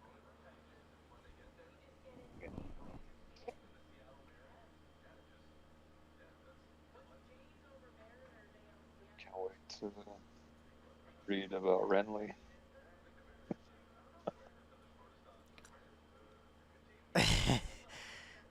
I don't think I should say it, but yeah, I just won't say it. I'll wait until you read it and then tell you what I was going to say, and you'll probably agree.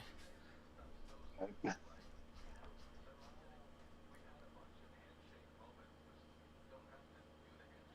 have a feeling I know what it is. Huh? I don't know. I have a feeling I know what you're talking about. Well, just say it. I won't tell you if I'm it's in the office. Huh? I'll tell you later. I'll tell you later.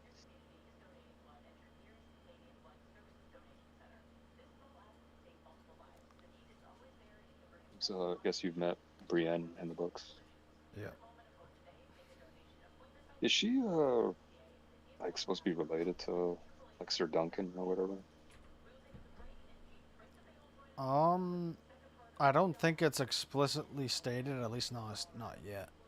But it could be like a thing that's in George's head where he obviously would put things in the story depending on where it works, so that would make sense if he were to write that in. But I don't think he has, as far as I know.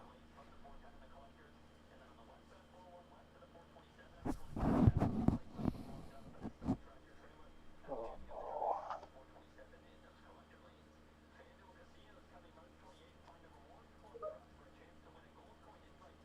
Jesus.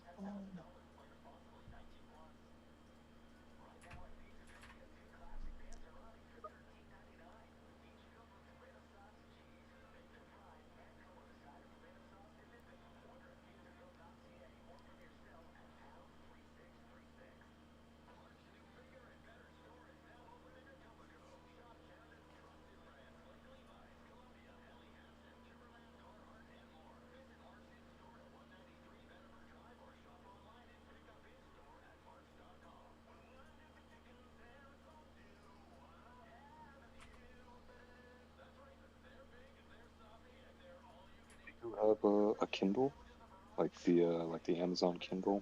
No, I just had an audio book, like the original thing that people used. I think I did choose the Duncan series as my free thing, but I haven't listened to it.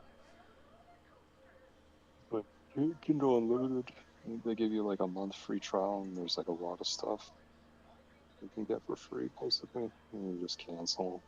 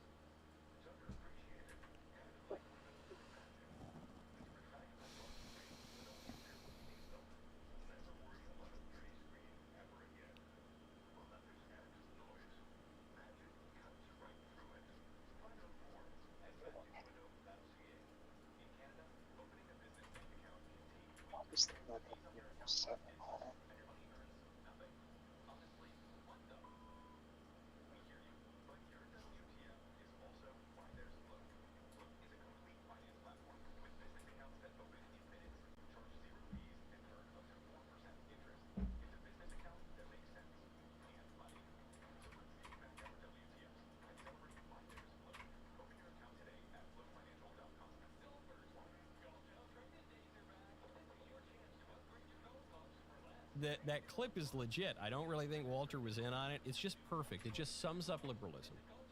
I'm here. We want open borders. This is wonderful. It's kumbaya. Islam's the religion of peace. We want Allahu Akbar. And throws the IED at people. And the craziest part is, neither Walter nor any of those other libs will change their mind. Even if they say, we love Islam, open our borders, and a Muslim throws a bomb in their faces, they will not change their minds. Because one of the hallmarks of all ideology, but especially the left-wing ideologies, is that when forced to choose between the theory and the reality, if theory and reality contradict each other, you have to pick one of them. The ideologue will always pick the theory. Who cares if it works in practice? Does it work in theory? That IED will change no ideologue's mind. Now, speaking of Muslim lands, Panicans destroyed again. For now. Of course, it's a live situation. As I've said from the beginning of the Iran war, very, very high stakes for President Trump. But as of now, all the Panicans' predictions have been wrong. Like all of them. The most recent prediction, based on oil prices spiking a couple days ago, was that the Strait of Hormuz was going to be closed. Oil was going to go up not just to $115 a barrel, but to $150 a barrel maybe. And this was going to plunge the world into a global recession, and, you know, it was all over. And what happened? We now find out that the ships are moving through the Strait of Hormuz. Trump called in to Brian Kilmeade yesterday, or 2 days ago, said, no, I guess it was yesterday, said these ships should go through the Strait of Hormuz, show some guts. There's nothing to be afraid of. The Iranians have no navy. We sunk all of their ships. Now, listening to Trump, I guess, the ships are moving through. The one Oil big is book down that again, has not all only below three. $100 a barrel. It's down below 90 last I checked. It was going between 78, 88. It's moving I all over don't the know place, enough but about it nevertheless, to, it's way down to from know where it that for was. sure. And then on top of that, President Trump called CBS and said the war is going to be over soon. He said, quote, I think the war is very complete, pretty much. They have no navy, no communications. They've got no air force. Have you read them? Oh, what's weird about this is this contradicts what Pete I've Hicks never said the held Department of a War copy Rapid of Lord of Response the put out, Rings, which any of the is, books. this image, it says no mercy, Been meaning missile to going up in the air, get myself and a it says copy in eventually. capital letters at the top, we have only just begun to fight. So I hold on, you got think the Lord of the president Rings is like one of saying the best the war's almost over. trilogies You got ever, the Department man. of War Like, saying I we've can only just begun to rewatch fight. that. Are they not on a text thread Those together, or they're movies not coordinating their countless messaging? times. I actually don't think there's a ton of contradiction here, or rather there is a contradiction, but I don't think that this is anomalous. I don't think that this is evidence that the strategy is incoherent. Obviously, they're speaking to two different audiences and they're trying to convey different messages. They're trying to tell the world and the markets and other countries that the war is going to wrap up quickly. You know, the people who are deep skeptics of this are saying we're about to enter World War III. This is going to be, at the very least, another Iraq and Afghanistan. We're going to be in this country for 10 or 20 years. And Trump said from the beginning the war is going to last about 5 weeks. Now he's saying, I think it's actually going to be shorter even than that. Trump may be managing expectations from the beginning, saying, giving a larger timeline so that when he comes in below the timeline, it's impressive. That's what he's telling the markets and the rest of the world. And then the Department of War is saying, we've only just begun. Now, that doesn't necessarily mean that the war is going to go on for 2 more months or 6 more months or another year or two. What that's saying is we've only begun to fight. And maybe we'll stop at the beginning. Maybe we will, do a few weeks and then we're out. But we have the capacity to keep fighting much more. You have not seen the fullness of our strength. These are not contradictory statements, or they at least don't have to be. You got to warn. You got to assure the markets that this is not going to go on forever. Star Wars and you need to warn the Iranians that this could go on forever. Those are the 2 statements. In any case, this is why I'm not getting too riled up. Do you care if you want like canon or not canon? Because if you want canon, then no. Maybe 1, but if it's non-canon, the Darth Plagueis book. Book that's good. Yeah, Darth Plagueis is really good. I don't know for sure, but I hear basically the entire series of post Return of the Jedi books that should have been episode 7, 8, and 9 are really good. Like anyone that says, "Oh, Luke is my favorite character," probably because they read those books. And there's like the Old Republic stuff, like one's called Deceived, Annihilation. One's Read kind of like Game of Thrones. Well, I'd say it's a different style. Not that I could explain how it's different, but I feel like they'd probably be slightly different.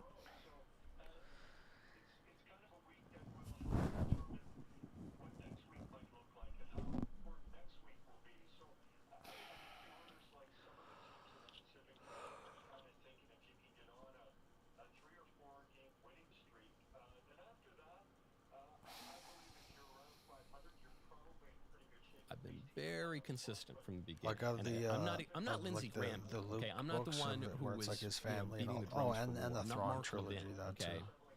I said And the from Darth the Bane beginning, trilogy, had I been yeah. on the National Security Council, I would have made arguments against the strike on Iran. From the beginning, I have discouraged attacking Iran for a long time.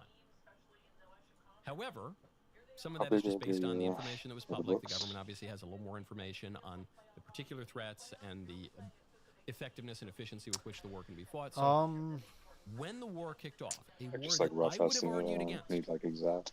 and have argued against actually. Well, they're When the soft war kicked cover, off, so I guess all the people who were warning against war with Iran like lost their 300s freaking minds. And they maybe? started shrieking like chickens with their heads But not cut like off. those thick-ass Can books. chickens No, with their a heads couple cut of off them might shriek? be Maybe shriek through their necks. I don't know. somewhat It is a thick, but crazy reaction. not like the 3rd book of Game of Thrones. And I did not have that reaction. You know why? Not just because I blindly follow Trump, not just because, I'm a partisan for the administration or the GOP.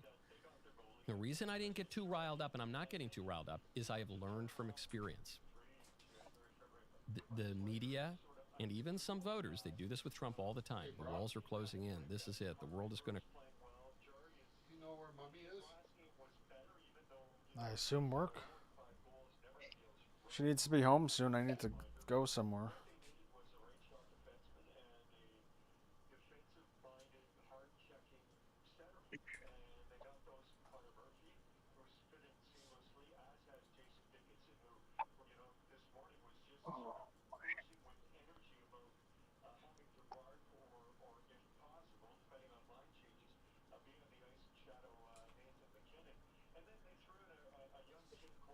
Why, do you need to go somewhere with the car?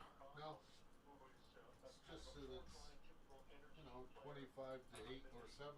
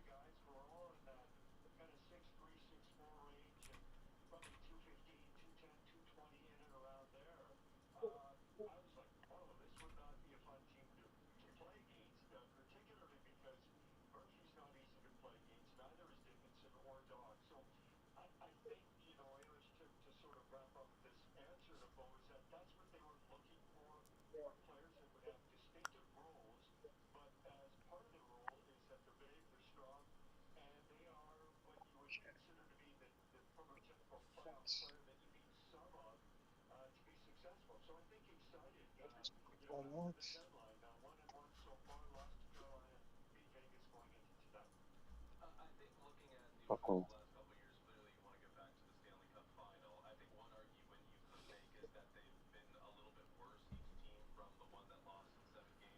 Oh,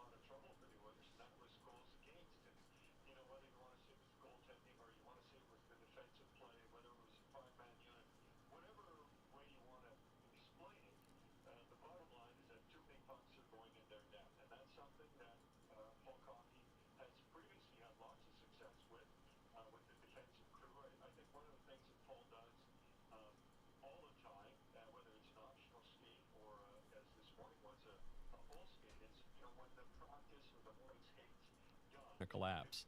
It's Mueller time.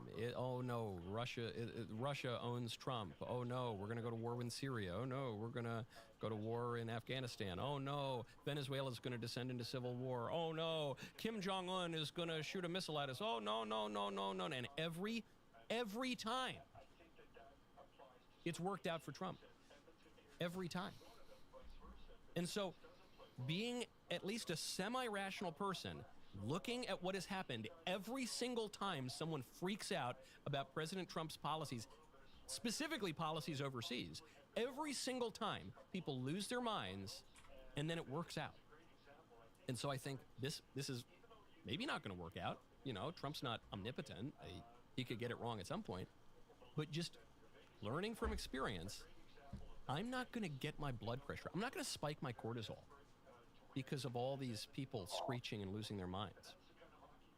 Whether we're talking about the warmongering types who are making pretty specious arguments, I think, for the war in Iran, the ones who are trying to pretend that this is a clear moral crusade about which reasonable minds cannot disagree, or the people who are saying this is the end of the world and America's over and they're all going to turn on Trump. I just think, guys, chill out. And what happens? Oil spikes to 115 a barrel. All these people spike their cortisol.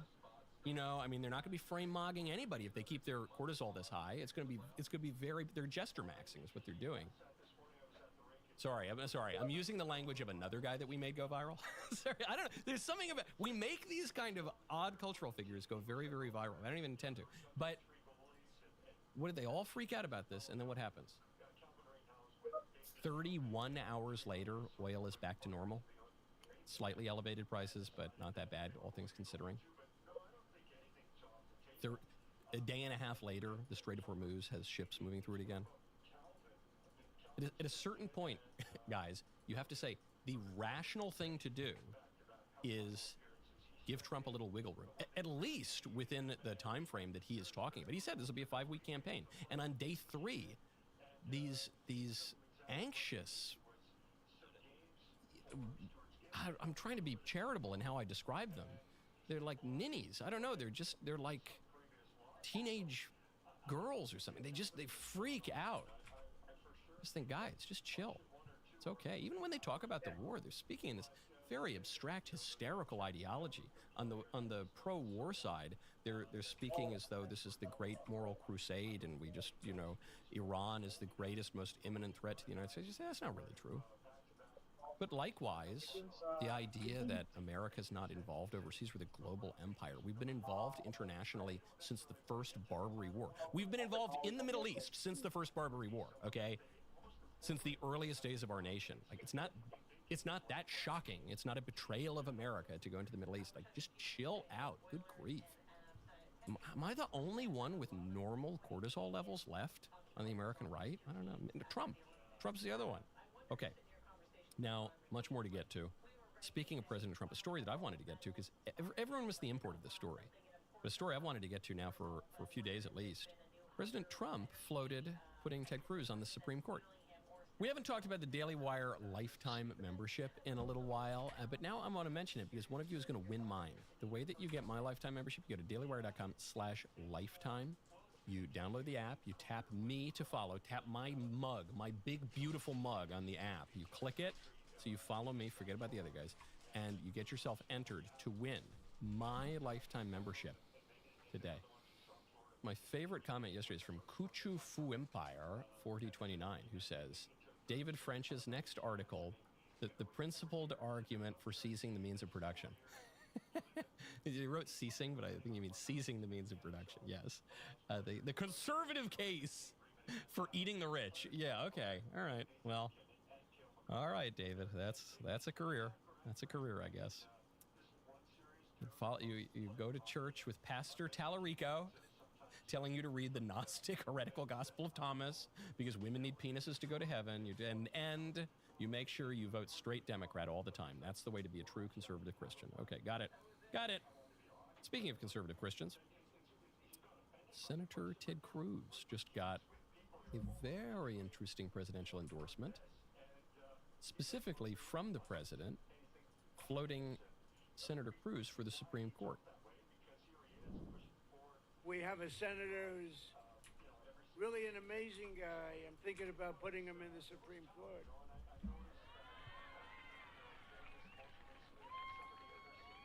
No, I'm thinking because it's very hard, getting these nominations through is very tough. And he's the only guy I know. He'll get 100% of the Democrat vote, 100% of the Republican vote. They want to get him out of there. He is such a pain in the ass, but he's so good and so talented. Ted Cruz. Great line. Love it. So there are three ways to read this line. And so far, I'm really only seeing people read it two ways. President Trump already floated Senator Cruz for the Supreme Court in the first term.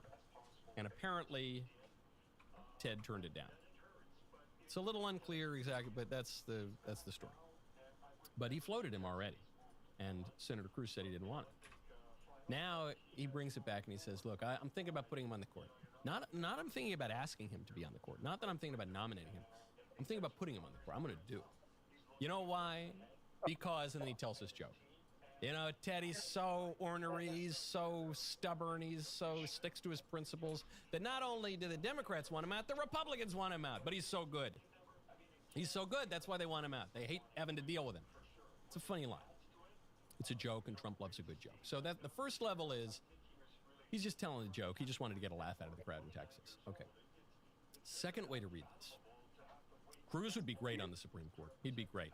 And I know that the Supreme Court is supposed to be run by Catholics and Jews, and occasionally Episcopalian sneaks in there. But I know, the court is owned by the Catholics and the Jews. That's how it's supposed to be. Senator Cruz, a Southern Baptist for now. For now, I'm working on it. But he would be great. He would be great. He's a brilliant constitutional lawyer. He knows the Constitution and the case law backwards and forwards. He's already successfully won a case at the Supreme Court, actually. Was it Cruz versus FEC? He's argued before the Supreme Court.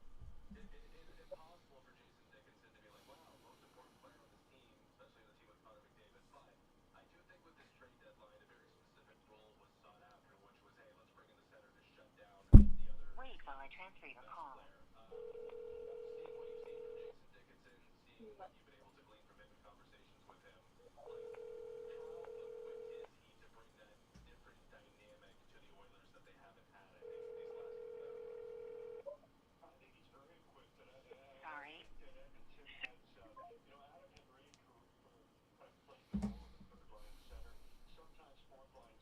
He clerked for the Supreme Court.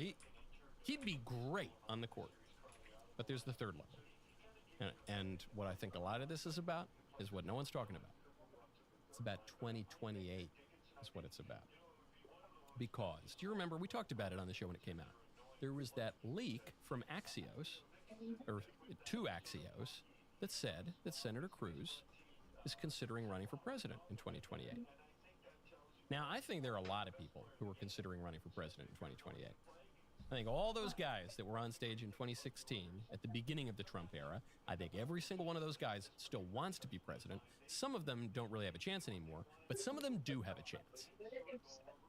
And so we're all thinking, because the Trump era is very unified, we're all thinking, look, J.D. Vance is obviously the heir apparent. He's the successor. Marco Rubio has effectively already endorsed him for president. And President Trump has endorsed Vance and Rubio as a ticket. So, come on, there's not going to be a primary. However, there could be a primary. There's always kind of a primary, right? There's it's not like all the people who ran in 2016 just stopped wanting to be president. One of whom was Marco Rubio, let's not forget. Another one was Ted Cruz. Another one was Rand Paul. The list goes on and on. So there is still the possibility that you could get a pretty serious primary. The way I see that playing out is if Rubio flip-flops on the endorsement of Vance, if Rubio were to withdraw his endorsement of Vance, which would look very bad for him, I don't think it would be a good idea. But if he did it, and you actually had a two-person race from within the Trump administration, then blows the primary wide open. And I wonder if this little joke, there's always an element of truth in these jokes, if this joke from President Trump was to signal that Senator Cruz could be a real presidential candidate. He was a pretty tough presidential candidate the first time. He came in second to Trump, practically speaking. So I wonder if it's a signal to say, I'm still behind a unified Trump All right, I'm going to get off. ticket.